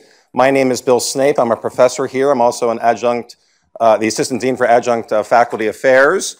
We have an amazing panel, and it is a panel that will look at EPA in the cities, and it will have a particular DC flavor for reasons that will become apparent in a minute. But all of our speakers are going to be at least indirectly touching upon this concept of cooperative federalism, the idea that EPA always has, by statute and by culture, worked with states and worked with localities, cities, from everything clean air, clean water, land use, and in this area, the Chesapeake Bay watershed is a huge issue, the Anacostia River is a huge issue, our relationship here in the district between Virginia and Maryland is a huge issue, and we have three panelists that I don't think it's an overstatement to say are going to bring it home, certainly with regard to the DC region, and we'll give you a taste of what's maybe happening across the country as well. Leading off will be, and their full bios are in the package, so I'm not going to get into their full bios, but leading off will be Julie Lawson, who's with the mayor's office, the current mayor of DC's office. She has a wealth of DC environmental experience, in fact, a wealth of DC area, Maryland environmental experience. She'll be our first speaker. Second will be Kareem Marshall, who's an alum here of the Washington College of Law. He has worked for many years at the DC Department of the Environment in a couple different capacities, and so he will bring that agency perspective to the table. And then, as I say, our cleanup hitter is a heck of a cleanup hitter. The former mayor of Washington, D.C., Anthony Williams, will wrap up our panel. All of our panelists want to keep their presentations relatively short. We're going to try to keep them to 10 minutes or less. And the reason was, as Mayor Williams himself said in our pre-planning call, we want to hear from you. We want to have some good questions. We want to have a dialogue. So hopefully we'll keep our preaching to a minimum. But I think these three are allowed to preach a little bit. So it is my great pleasure to introduce you to Julie, and then we'll just have the panel proceed from there. I think they're all going to stay seated and take it away. Thank you. Thanks for being here. Thank you. Thank you, Bill. Good morning, everybody. So, like I said, my name's Julie Lawson. I'm the director of the Mayor's Office of the Clean City, which was actually established 20 years ago by Mayor Williams. So I'm excited to be next to him today and learn more about maybe what else I can do better. But thinking about what's the EPA's role, I was telling Dr. Snake beforehand that the EPA's activities in the metro area, particularly the Anacostia River, have been a big driver of a lot of what I've accomplished in my career without actually being a day-to-day partner. The Anacostia River was declared one of the 10 dirtiest rivers in the country. And a friend of mine, longtime activist and restoration specialist on the river, described the water as it's becoming a lot less viscous than it used to be. It was the district and Maryland coming together and saying we need to look at trash pollutants along with nitrogen, phosphorus, sediment, and other bacterial and other pollutants that the EPA was regulating, and that jurisdiction.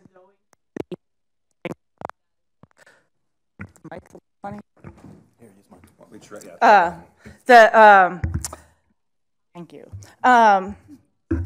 The jurisdiction's going to the EPA and saying that we want some kind of regulation on this to help drive our restoration effort forward and to put some limits in place on trash, led to all of the successes that DC and the metro area can look to now, like the bag law, the foam ban, and the extended food service ware ban, as well as the ban that Maryland just passed this month to ban styrofoam statewide, that we're hoping the governor will sign.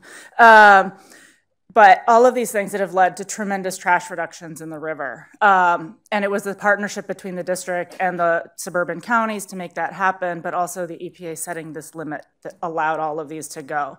I've been in the interesting position of the way that pollution diet, total maximum daily load, was written didn't match the way that other pollution diets for other pollutants are written, and had the opportunity to help NRDC write a lawsuit against the EPA, the district, and Maryland to challenge that.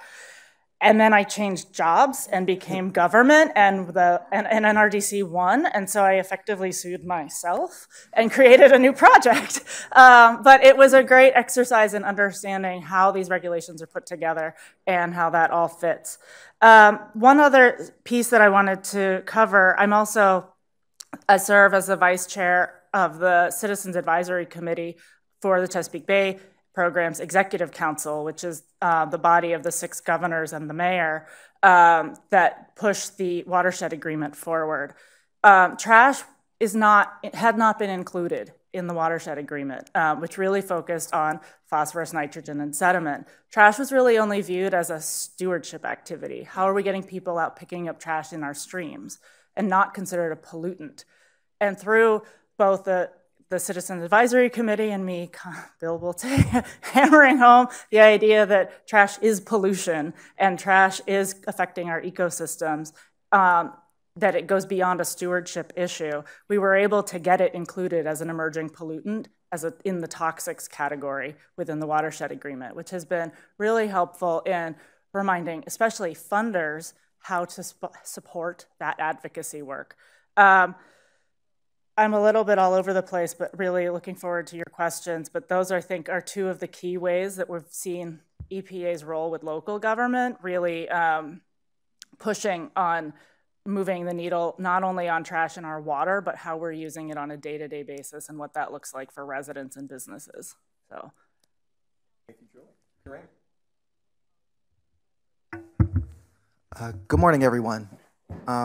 Thank you for the opportunity to participate on the panel. When I was prepping for this panel, it was a little challenging because this is an extremely broad topic, and trying to pick out 3 areas that I could talk about within 10 minutes was kind of like picking your favorite kid.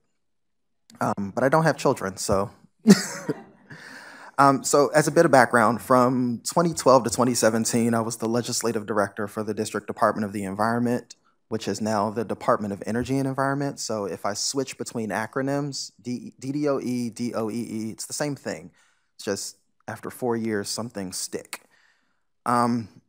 Now, in that role, I got to supervise the development of all environmental regulations for the District of Columbia. Now, it would be a vast overstatement to say that I did that by myself. We had a team of 10 attorneys, staff of PhDs, scientists, experts, people who have more years of expertise than I have years on this planet, coming up with really cutting-edge developments during the time that I was there. I was there to see the development of the stormwater and sediment erosion control regulations, which are a national model.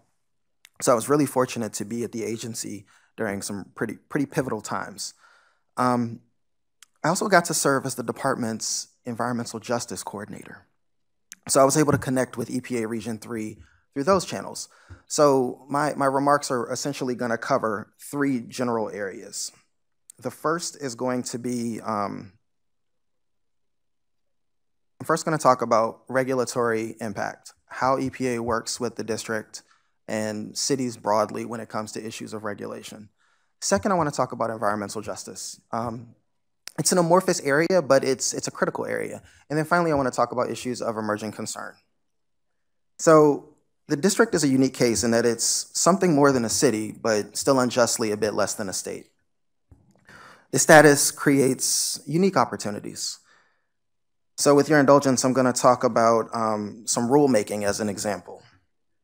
One of the, I think, best illustrative examples of, and it's a large example, but it's also a relatively small example. In 2013 and 2016, I got to witness the way we do the triennial water quality standards update. Now, talking to my peers in other jurisdictions, this is usually a pretty contentious process. You have several point sources or non-point sources within a jurisdiction that fight with the state agency over what their loads should be. There's a lot of argument over what the underlying science should be. And it's a multi-year process. And it's not rare for you to see a triennial water quality update come out on the 3rd year. So sometimes jurisdictions will be 3 years behind just because of the contentious nature of the process. Now, DC is lucky in that the DDOE or DOEE serves the dual role. They're both the state regulator and the local implementing agency. So they were both in charge of making policy and implementing policy. We also are pretty lucky in that the people who would have been our regulated entities, such as DC Water, were very forward thinking. So our process was only really delayed by administrative bureaucracy. We got our water quality update done, I think within a year and a half, which is from what my peers tell me, is lightning fast. The other good thing about EPA is that it provides this implicit umbrella of regulatory backstop. With the understanding that something that's required by Section 303 of the Clean Water Act is going to be reviewed by the EPA, there's less of an inclination by regulated entities to go, well, you can't do that, that'll screw our business up too much. When people know that the regulations have the backing not only of the local jurisdiction, but also of the Environmental Protection Agency, it gives it an additional gravitas so that the stress of local political concerns becomes less of a factor. It's important to remember that most cities have delegated authority from a state, and EPA generally interacts with cities through the state. And again, this is one of those instances where DC benefits from its special existence. If you look at Flint, Michigan is a really good example. DC had a similar issue when dealing with its water quality. And it's also important to put it into context. Like these issues of water pollution don't occur necessarily because of malice. They occur because there's either a water source change or a change in the chemical composition and how we treat our drinking water, or there's a change in the preservative that's put in the water so that the stuff that's caked up in the pipes doesn't come loose. And DC had a very similar issue in 2001. When it happened in DC, we were able to react relatively quickly because we didn't have to deal with the bureaucracy that is stymieing some of the recovery efforts in Flint. Flint has to go through Michigan to the EPA. They don't have the ability to connect as directly with them as DC does. So in that way, we're advantaged by the fact that we are a city-state. And Flint also provides a convenient segue into the issue of environmental justice. This isn't the environmental justice panel, so I'm not going to go too deep into it, but it is one of those areas in which EPA is uniquely positioned to assist us. I don't know how many of you are familiar with a tool that they developed called EJ Screen, but EJ Screen is, it's a map, but it's an incredibly powerful tool. It allows you to do multiple iterative layers that add race, poverty, asthma incidents, health issues, and it gives cities the ability to use this tool to make real decisions, not just decisions based off of complaints, but decisions based off of actual data to do things that can not just mitigate harm, but also spread benefits. And I think that's one of the tools that EPA provides the cities that doesn't get enough credit, the ability to actually position local policymakers in a way where they can make decisions that directly benefit their residents and do it in a data-based way so that we know that we're not winging it. And then finally, I want to address solving emergent problems. So 3 conclusions in my mind are pretty well settled. Climate change is starting.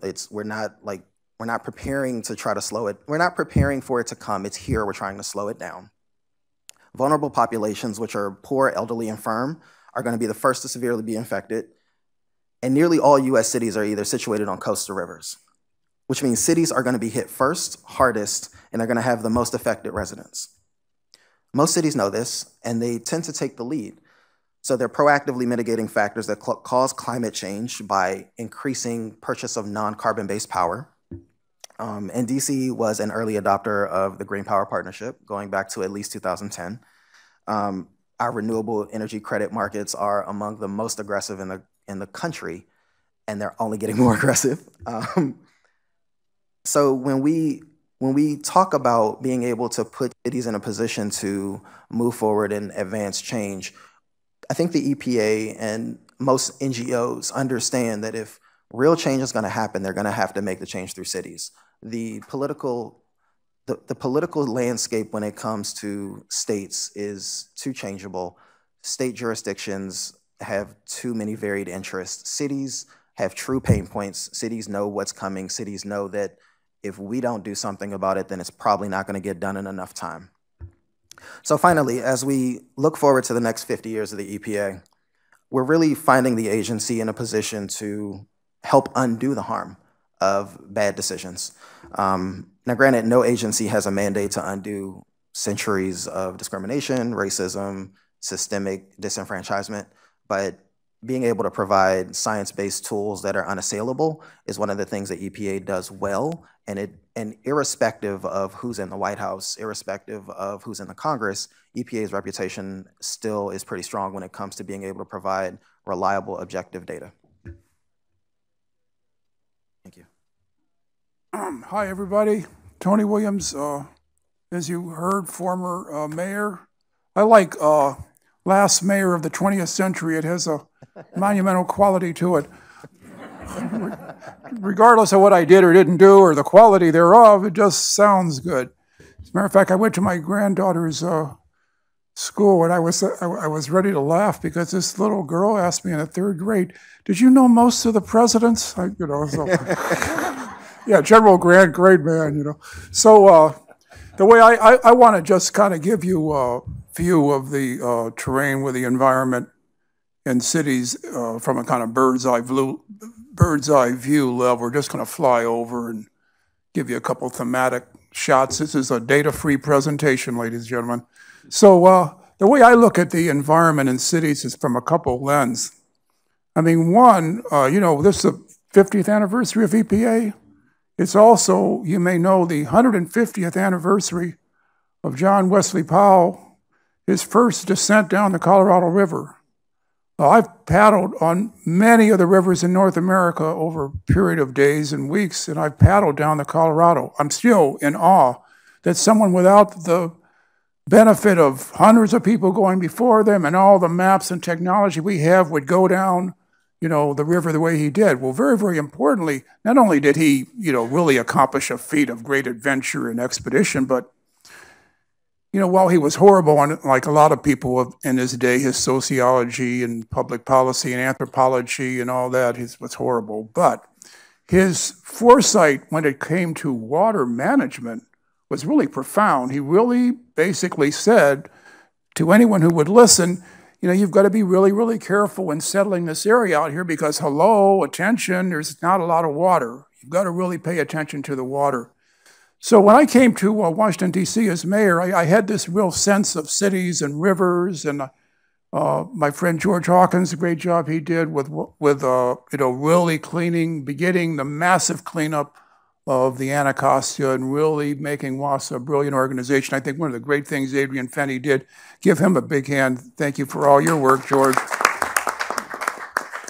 I think of cities. Cities have always been identified in their earliest days, ancient cities.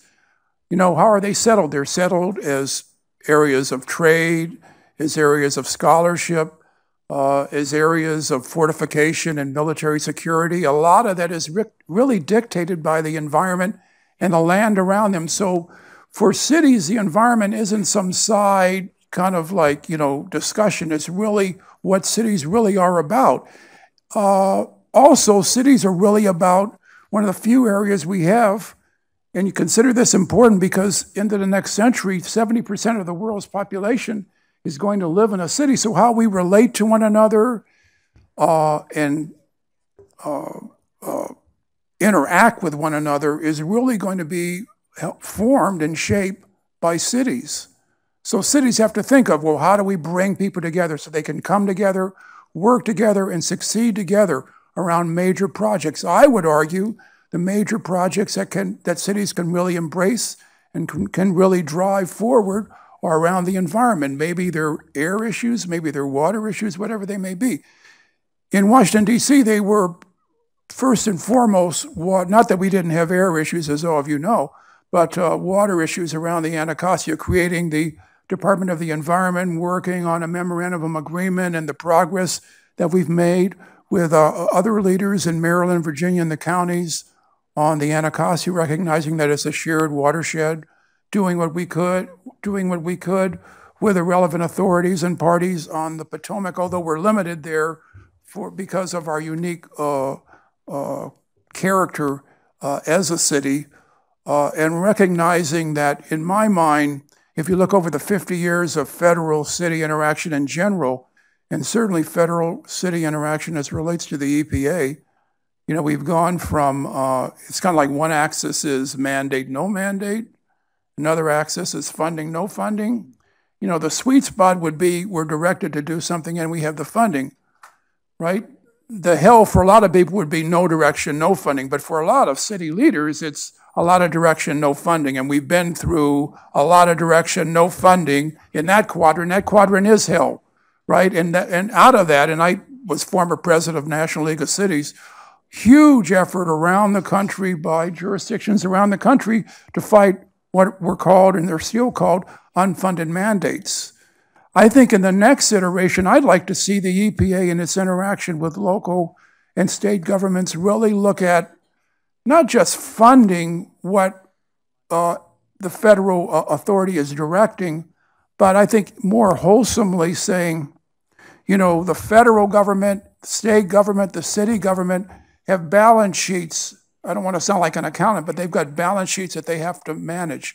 So the way I look at your grand universal balance sheet as a city includes your public assets. Your public assets include things like your rivers. They include, I think, potentially things like your air. How can we, in a socially responsible way, use capital markets, again, in a socially responsible way, to try to monetize the value, right, of fixing public assets on our balance sheet? That, you know, a company would always try to do that because cities and counties and states exist in the zone we've been cradled, as I always said, in this kind of like the arms of tax-exempt debt. And it's because we kind of like do all of our business in tax-exempt. There's no real impetus for us to go out there into the kind of fierce, competitive world of private markets and try to do something there. Again, I'm not talking about like doing a sale leaseback of Notre Dame Cathedral or something, but I am saying that, you know, there's public value to be tapped there, and we ought to look at that as the next iteration of where we go. So I hope that those snapshots are helpful as we think about where we go into the future with EPA and cities. Thank you. Thank you. Well, all three panelists not only were excellent, they all kept under 10 minutes as promised. So now it is your turn. And I see some people. We're going to start with Kelly Crawford, who's with the DC Department of Energy and the Environment. Thank you, Kareem. And Kelly could have been a panelist on this panel, but I know she's got a couple of questions and comments. So, Kelly.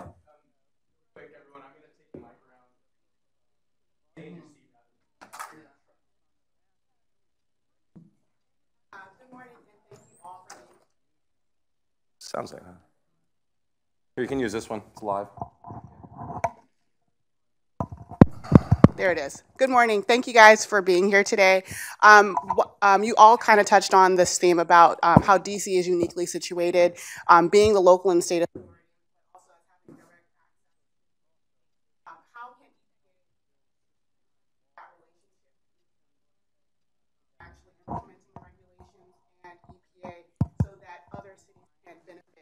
From those advantages. Let's take a crack at that. Julie? Yeah, I'll come back to the trash total maximum daily load on that question, and part of why we filed the lawsuit, actually.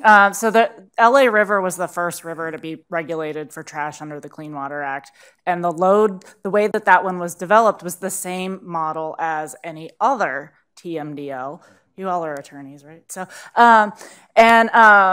by setting a load that is the maximum amount that the water could reasonably accommodate, and for trash, they set that as 0, which is really hard. It's easier in a place like Los Angeles, where it's flashy storms and the rivers are flashy, and you can block a lot of the trash from getting to the water by putting screens over the storm drains, because it's just not that often that water runs down them.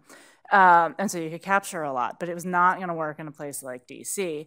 And so instead, what they did was count all the trash in the watershed by literally a visual trash survey on the streams and tributaries, and figure out how much was being collected, and then said that's the baseline. Now you need to collect that much of what's left, and that will get you to 0. In theory, except that didn't account for growth, population growth. It didn't account for behavior change. We use a lot more disposable food packaging.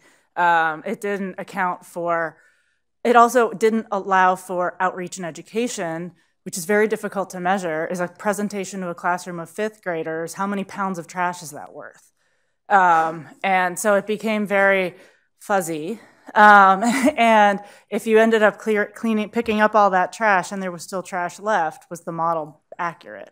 Well, they ended up using the same system for Baltimore with potentially even less quality data for establishing their baseline. And that was what prompted NRDC and several partners to say that we don't want to see this carry further. We want to see an actual maximum load set the way it was intended. And I think that our point was proven when the Anacostia River Tunnel Phase 1 opened last year, and it's collected more than the entire watershed's annual load in 3 months.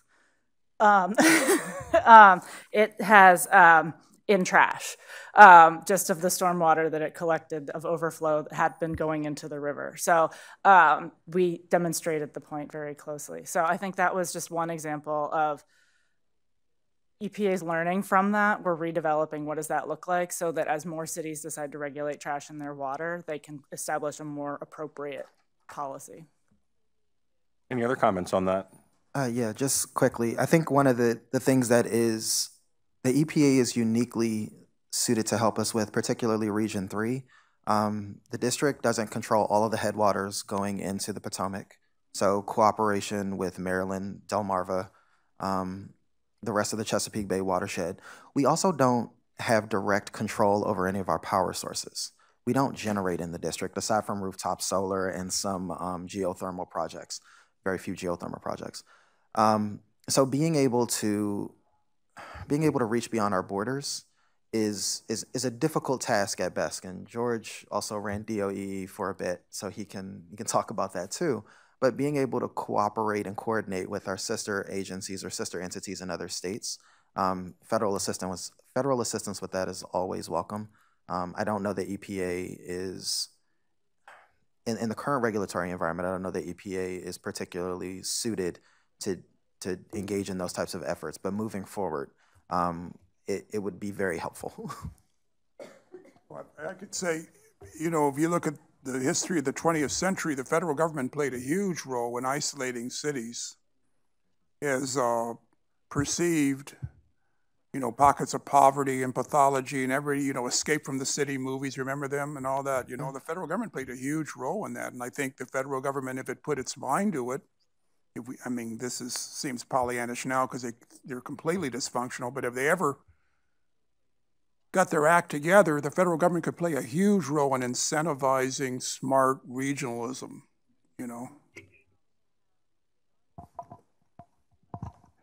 Thank you. I'm Bill Dickinson. I'm from Alexandria, and I'm working on water issues over there.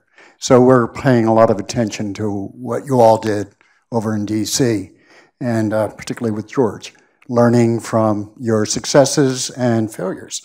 Or let's say challenges. The question I had is just in regard to water, it's not cheap. It's huge, and you've spent billions. We're gonna spend less, but still on our population, it's a lot. So there's the issue of not just the cost of water, because the public is gonna bear that cost, the ratepayer, but also the impact it has on low-income people. And just sort of like a reaction out of that, because we've gotten a charge, a mandate, and without the money, as you say, Mr. Mayor. Great question. Who wants to start out with that one?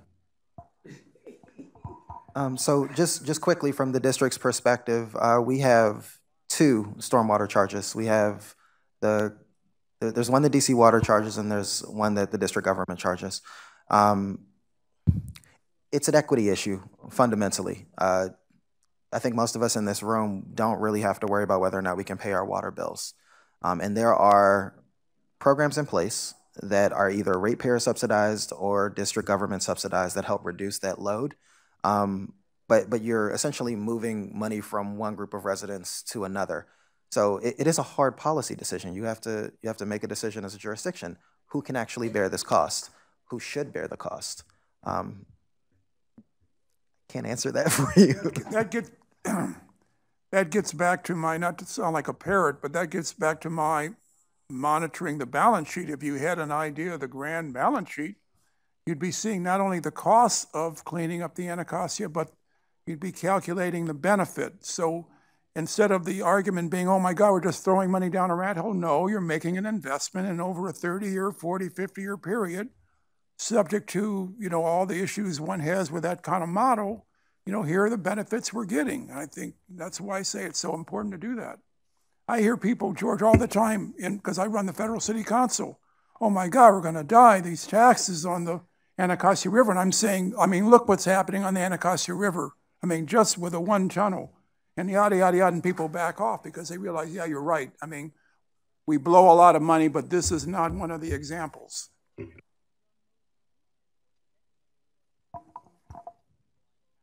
Hi, Mayor Williams, I'm glad you're with us, voted for you twice. My question is about green infrastructure.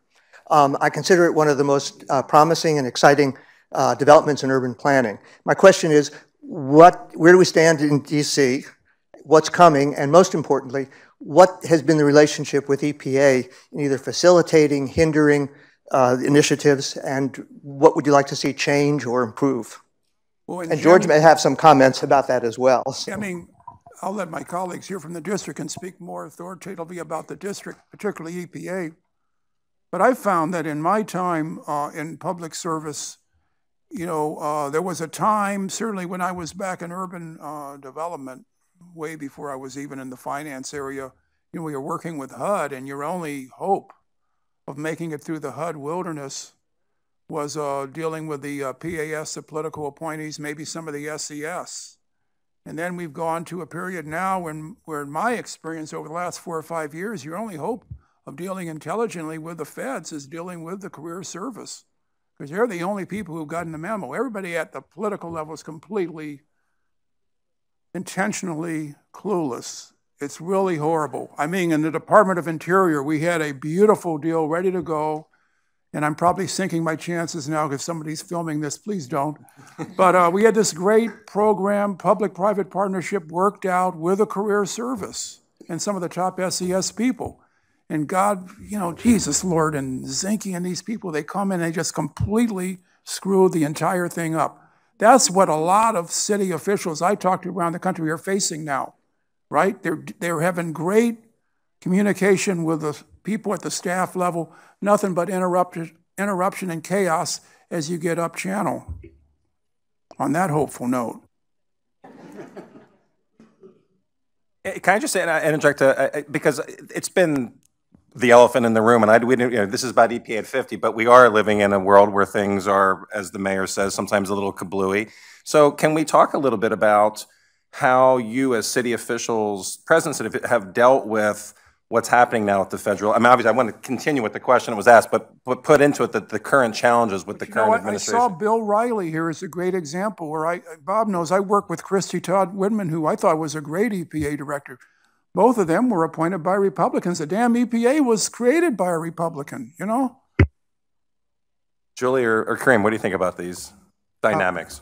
So I'm actually pretty hopeful. Like I think this administration is challenging and is problematic and troublesome, but the country's been through worse, and we've come out of it, and we've come out better at the end. So this may be Pollyanna-ish, but I think we're gonna look back on this time period 10 years from now and go, wow, that was really horrible, but we got through it.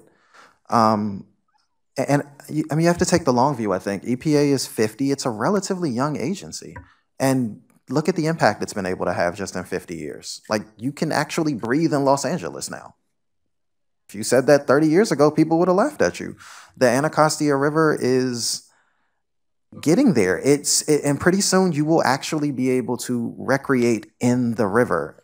I grew up in the city. The idea of swimming in the Anacostia used to terrify me. So, and the EPA is a huge part in that. And of course, like, our local partners, advocates, they're all just as important. But the reality is that overall, things are going to improve. So.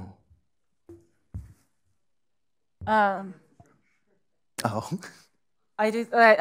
don't, on a day-to-day basis in my role, I don't have much interaction, or my office doesn't do regulation or anything like that. So it's a little tangential from federal influence, but in a number of ways, just where I sit in the executive office of the mayor, I do also see some ways that our local government is actually strengthened by these challenges at the federal level. I got to be part of the response of how we held up our public services during the partial federal government shutdown. And I was really amazed and inspired by how well we all came together to respond to that. And frankly, we did a way better job than the feds at keeping our home clean. And I think that allowed us also to take steps to put into place things. We had concerns about courts, and we established authority to issue our own marriage licenses. Just little baby steps almost into our own self-determination and our statehood push. And I think that as traumatic as that event was for our federal employee residents and for the country as a whole, as a district government, I think we made some strides forward from it. Julie, I think that's really a good point, and certainly my observation is that the recent DC Renewable Energy Center, which was a legislative action, a very laudable legislative action, was in part motivated by we're still in Paris, we're still committed to our international goals of reducing our greenhouse gases. So I hear you. I think there's a lot of examples of that. Mr. Hawkins, you've been mentioned a few times. You had your hand up. I think you get the mic now. Thank you, Mayor Williams, for the shout out.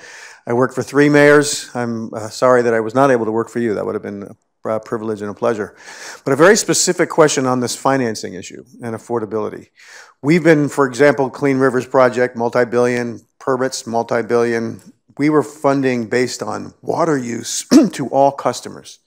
When we were talking about innovations yesterday at a panel at this same program, one of the ideas was, as development is improved because of the public investments that are being made in the river, what about some sort of tax increment financing so that those entities that are generating economic value from the public investment we have all made in a public resource pays a little more disproportionate into the cost of that because of the benefit and direct economic outcome. Same could be for metro stations. Had there been a funding system of all the development that occurs around a metro station based on a public investment, how could some of that investment and in economic growth be captured into the cost, lessening the burden on some of our lower income? The toughest, I did 65 rate hearings at DC Water, and I remember most vividly folks would come up to me with their bills and say, you persuaded me that this work is valuable.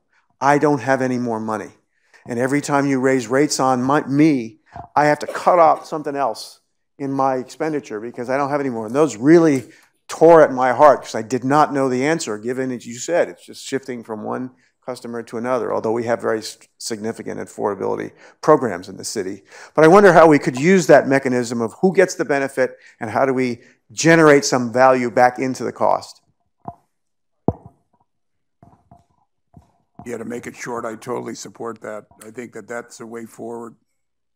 I think it could be part of a broader effort to really recalibrate, a lot of the tax revenue structure. We did some of it about 4 or 5 years ago, but we need to do more of it because it's all kind of imbalanced because of the unique taxing authority of the district. I was going to say, but I won't say that I won't. So I was going to say something about family leave. Why do we have a family leave program where 75% of the people in the program don't live in DC? That doesn't make any sense to me. Maryland just enacted one and they excluded people who don't live in Maryland. I just think we have to be smarter. I think we should have family leave. The reason I say all this is, one, we need to look at we have to always be mindful of this balance sheet. I'm talking about the structure I'm talking about. And the other thing is, I hear a lot of mayors and county leaders to this day say, oh, we're going to do what we're going to do and we don't need the federal government. I think I'm all for, if you're sitting on the road and the stagecoach isn't coming, you got to start walking. I'm all for that. On the other hand, if there's some hope of the stagecoach coming, or if I can get the stagecoach to come, I'm going to work to do that. I tell fellow mayors, county executives, yeah, we ought to do what we can without the federal government, but there's no substitute for the federal government if you harness its capacity, because it's the only government that's basically the reserve currency of the world that can write checks that don't bounce. Why would you want to ignore them?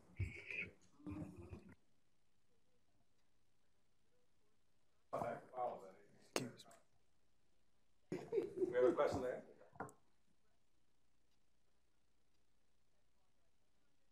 So hi, I'm Martha Rudolph. I'm from Colorado. I am not an ex-EPA, I am an ex-state person.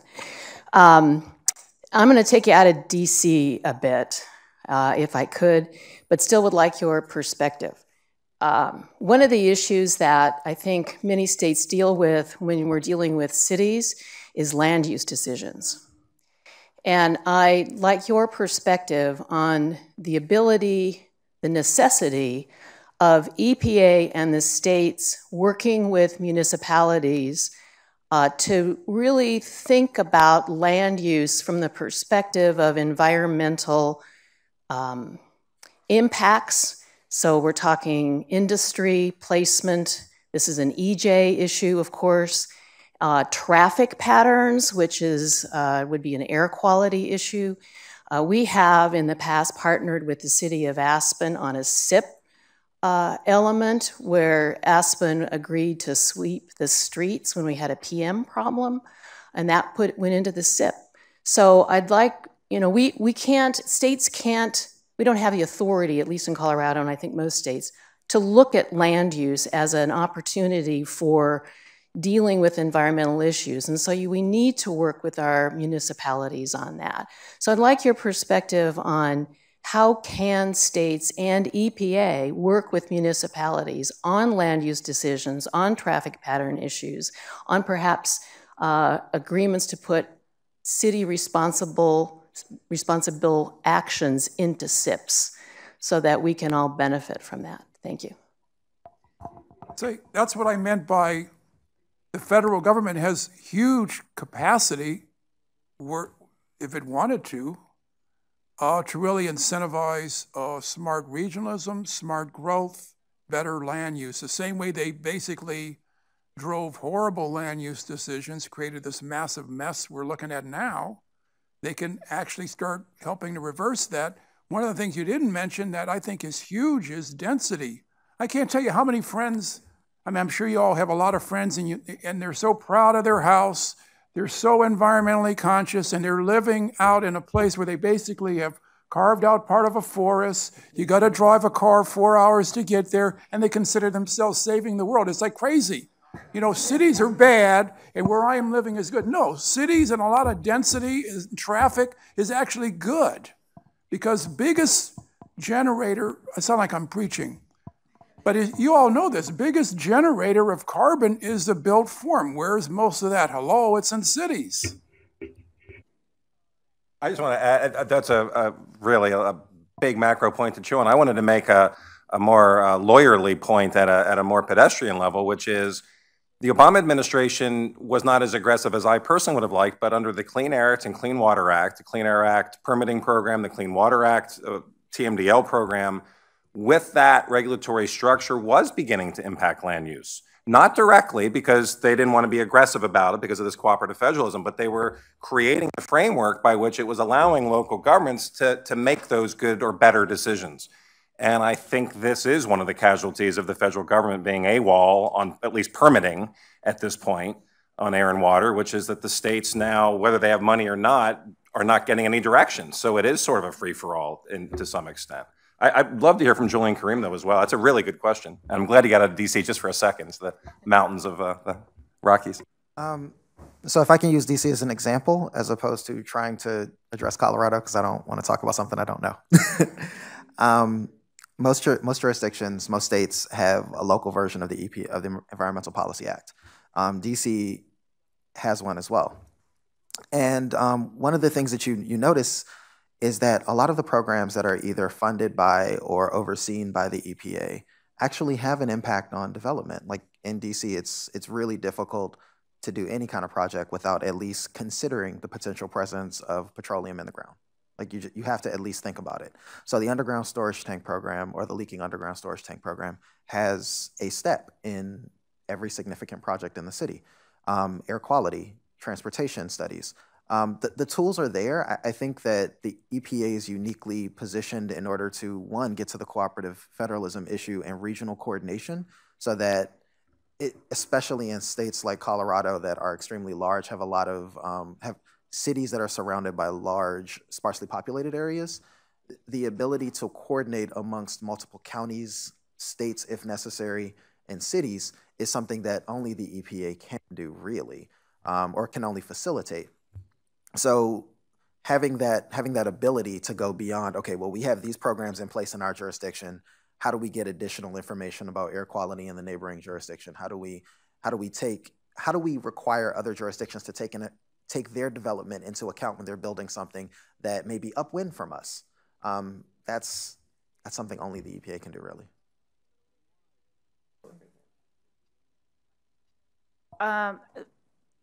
This is a little bit tangential, but your question brings to mind to me the debate over the Conowingo Dam in the Chesapeake Bay, where the dam itself is located in Maryland, but it's on the Susquehanna River, so it's almost exclusively water coming from Pennsylvania.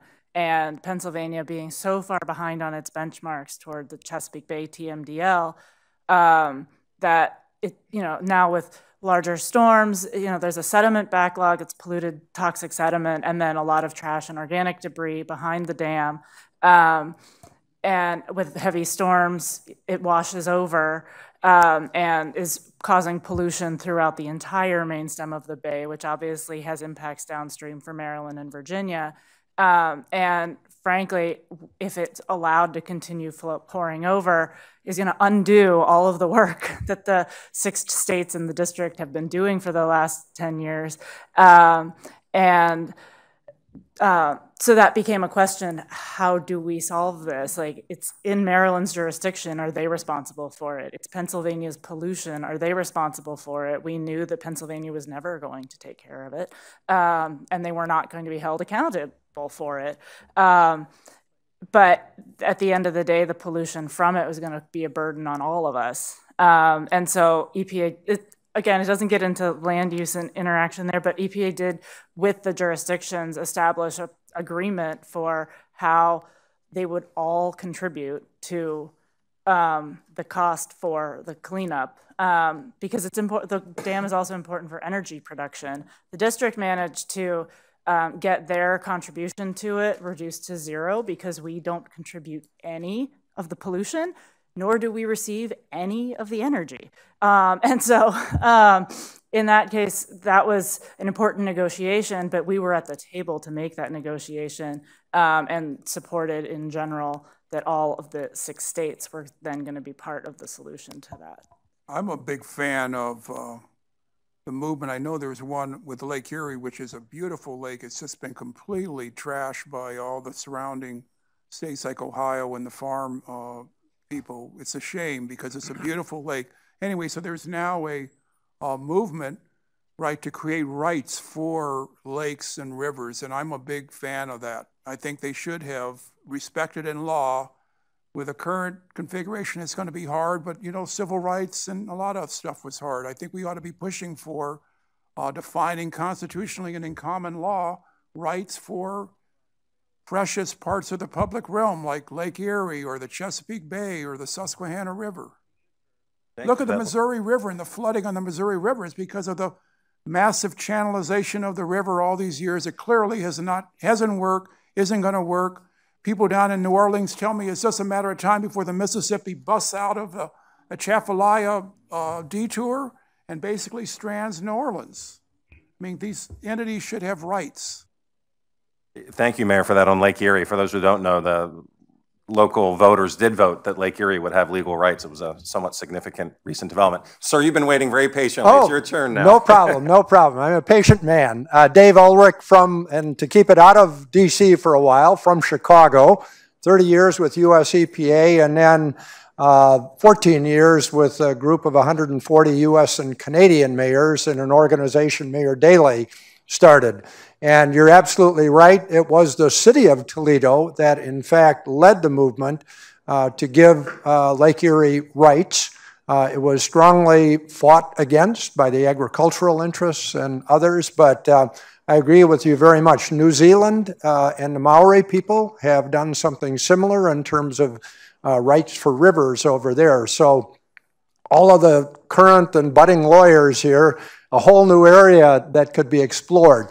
I know in my work for 140 mayors, and it's not easy, it's hard working for even one mayor, but 140, it's tricky. What drove them craziest, I think, about the federal government and EPA is, number one, the lack of timely decisions about things, and number two, once they got decisions, they'd often get 3 or 4 that were inconsistent with one another, either from the same agency or others.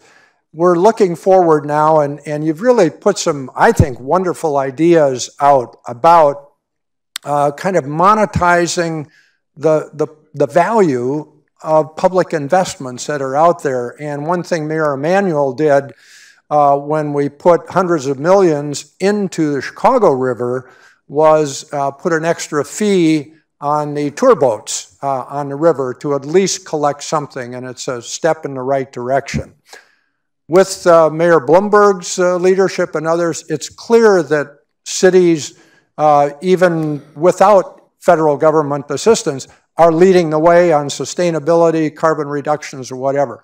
What more can be done to put cities in even more of a position to be leaders in this environmental enterprise of the future? Thank you for that. Who wants to go first there? So I think planning is probably one of the critical aspects that gets overlooked. I think Singapore is a really good example of being able to take a jurisdiction that has certain constraints, take a very long-term view on where you want both the economy, environment, and population and housing to look like in a city. Singapore has this model where they make 20-year plans, and they revise the 20-year plans every 5 years, and they stick to their plans really consistently. Singapore has no farmland within its borders. They grow all of their food in Malaysia. But they made a decision. We're going to house our people. We're going to grow our food in another jurisdiction. Their aqueduct, their sole source of water is an aqueduct, and it's a tremendous resilience issue for them.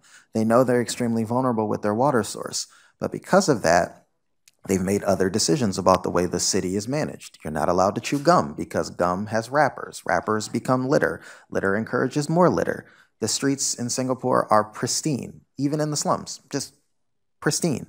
The long-term planning thing, and it's easy to do that in Singapore because it was a military dictatorship for so long. Granted. Federalism is a little bit messier, and it requires a little more flexibility. But when you have instances where, like the district is actually a good example of planning. We've got a history of planning, and it only gets stronger, and we're getting better at adhering to them. When I started my new position, one of the first things they gave me was a plan that was developed under Mayor Williams. So the fact that that is still informing what we're doing today shows that the planning is becoming more entrenched and it's being more respected. We're saying, okay, we've gone through the process of saying this is where we want to be. We're thinking about where we're going to go, and we're going to move towards that. And if we need to adjust, we can. But being able to say, okay, that's our goal, we're working towards our goal, I think that helps. So that's it. I have a question related to that to follow up to the panelists, which is, would we have to, if we really wanted in the district only, just to pick a manageable area here, if we wanted to create a system that Mayor Williams has been laying out where we really do start monetizing these benefits and really calculating costs and trying to do what George Hawkins says, trying to reallocate based on use and benefit, would that have to be done legislatively in the district, or could that begin to be done administratively? Is it already beginning to happen administratively? I want to talk about, because there's enthusiasm. I've heard it from different quarters of the room and in different expertise.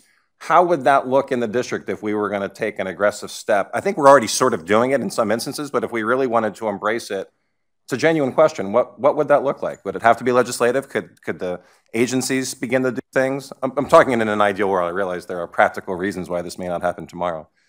Anyone? Well, I actually think the district CFO, Jeff DeWitt, is actually first rate. And he's actually one of the leaders in the country of really cataloging all the district's assets that are traditionally calculated as assets. So I think we're actually got to step over a lot of jurisdictions because we have a Department of Environment, we have a very skilled CFO to really embark on the next step, which is trying to start calculating the benefit of these broader assets, you know, in the public realm, not held directly by the government, but let's say under the trusteeship or the stewardship of the government or the body politic that I think we could begin to catalog. But in order to do that, and I'm a big supporter of the mayor, I think she's doing a great job. You can always know what's coming. I think that, I hope that the new public-private partnership office that we're getting going now in the district is going to get going faster than the last one, because the last one I felt like I was on a JetBlue flight just stuck on the tarmac. So I just... Any other? Are there any other questions? I had one question just to follow up. If there are, we'll get to you. We talked, when I watched the first administrator, William Ruckelshaus, they had a video of him. I think some of you saw that yesterday. And he talked about the integrity of the agency and how the people need to trust the science of and a lot of interesting things in these times. But he also talked about, and this was interesting, this is what struck me as an EPA administrator, that he had to think about constituent services, that he had to actually think about the people that his agency was serving. And then in our pre-meeting, we talked, can three of you talk about constituent services? Because here we are talking about highfalutin policy, but as the mayor knows, and as you all know, and as George Hawkins knows, people are impacted by these decisions. And sometimes it's awkward, to say the least. So talk a little bit about constituent services in this EPA city, Milu. So as one whose phone is probably ringing with residents right now, my office is very constituent focused. It is in the Mayor's Office of Community Affairs. That was an adjustment for me. Coming from the nonprofit sector where you get money and you develop a program and then you go out into the community and you try to sell it to people and you run into a wall and wonder why people aren't accepting it, to the flip side of day after day, residents calling with their concerns and questions, and you have to come up with the solution to that. And then it's an easy sell because they asked you to do it. So it's been an interesting education to then also take those types of programs and think about the regulatory framework that we're also working in. The Office of the Clean City runs the Adopt-a-Block program. It wasn't tracking any of the cleanups that the neighbors were doing. They're committing to a minimum of 4 cleanups a year for 2 years to pick up trash in their neighborhood, but it's not being counted the way that we track every pound of trash picked up at a stream cleanup. So the first thing I did was, we're gonna track this stuff, but these folks aren't coming into the program thinking that they're protecting the environment. They think that they're cleaning up their neighborhood and building stronger neighbor connections.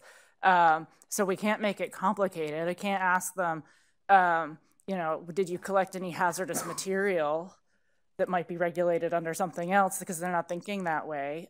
So we really are just asking how many people, how many bags of trash, where was it, before and after picture.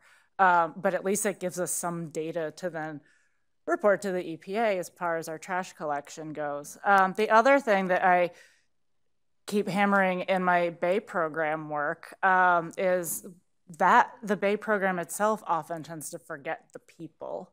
And I even, like, I wear this pin a lot that says, people live here. You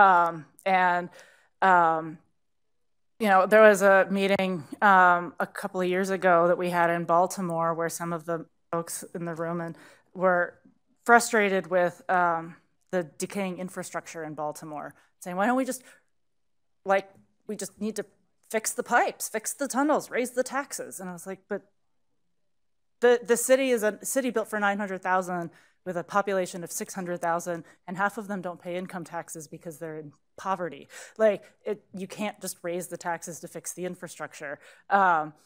We need to look at other solutions. So you can't just put a consent decree down and say, hey, population that's dealing with numerous other social challenges, fix it. So I work in the Office of East of the River Services, and our office was started shortly after January, I think after MLK Day. And the office exists because there is both a perception and a reality that wards 2, 3, 1, and 6 get a better level of service delivery than ward 7 and 8.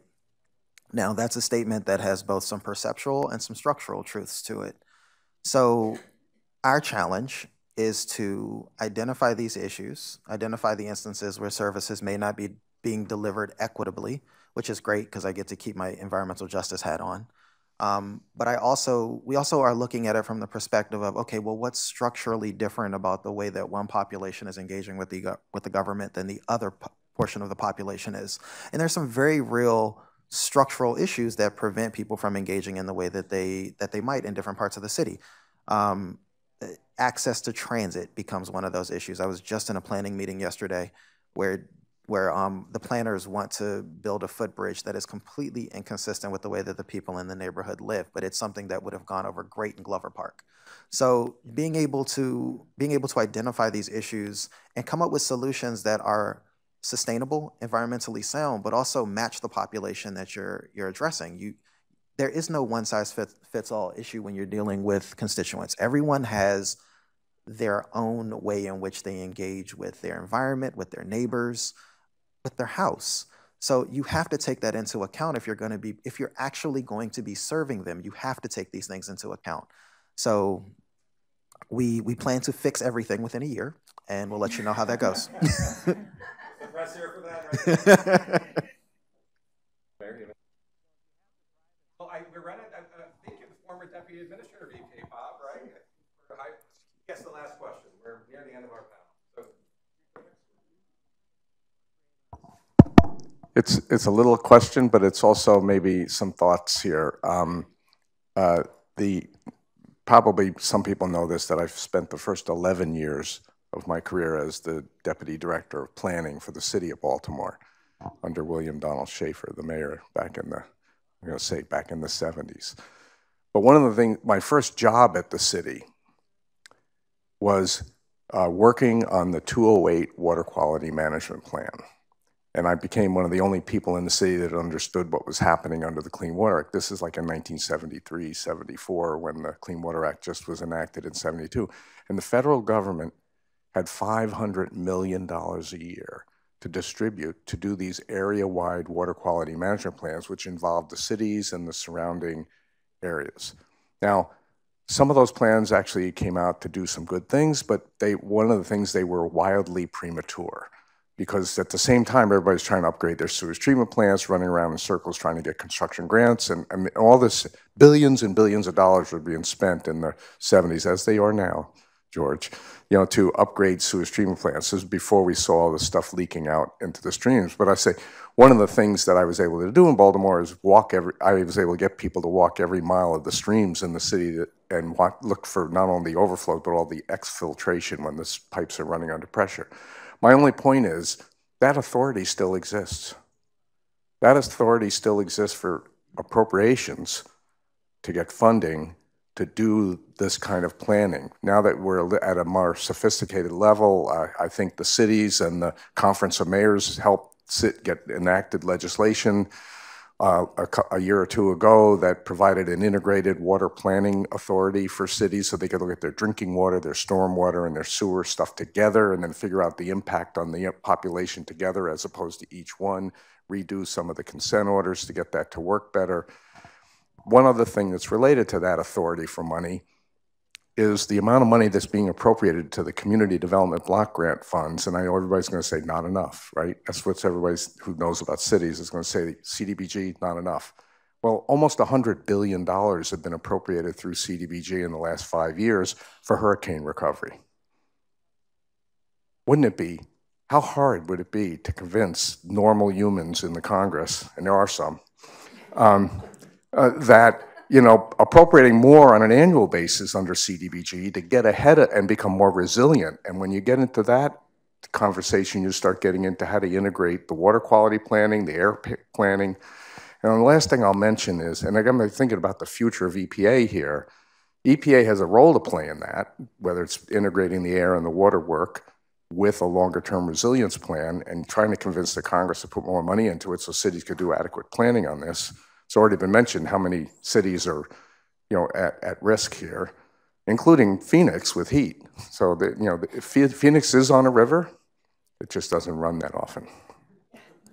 It's called the Rio Salado. But the other point here is that during the Obama administration, there was an effort to get HUD, DOT, and EPA to work together on a sustainable cities thing where we actually reviewed each other's grants so that they could become integrated, even with the small amount of money that we had. So there's things that EPA could do. It could help advocate for some of the things I'm mentioning here, and mayors en masse. I know mayors are dealing with opioids, they're dealing with crime, they're dealing with all kinds of other justice issues that transcend environmental justice. But mayors gathering together and saying, another couple of billion a year in the CDBG, so you don't have, maybe we can reduce the 100 billion every 5 years we're having to put into it to recover from disasters, might not be a bad accounting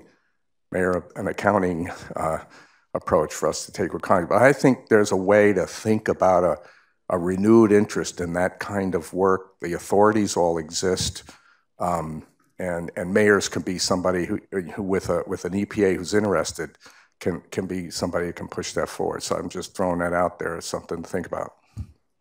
That was a powerful statement, and unless anyone on the panel wishes to up that, I think that's a great way to end this panel. We are at the end of our time. Can you please join me in giving a big round of applause for our panelists?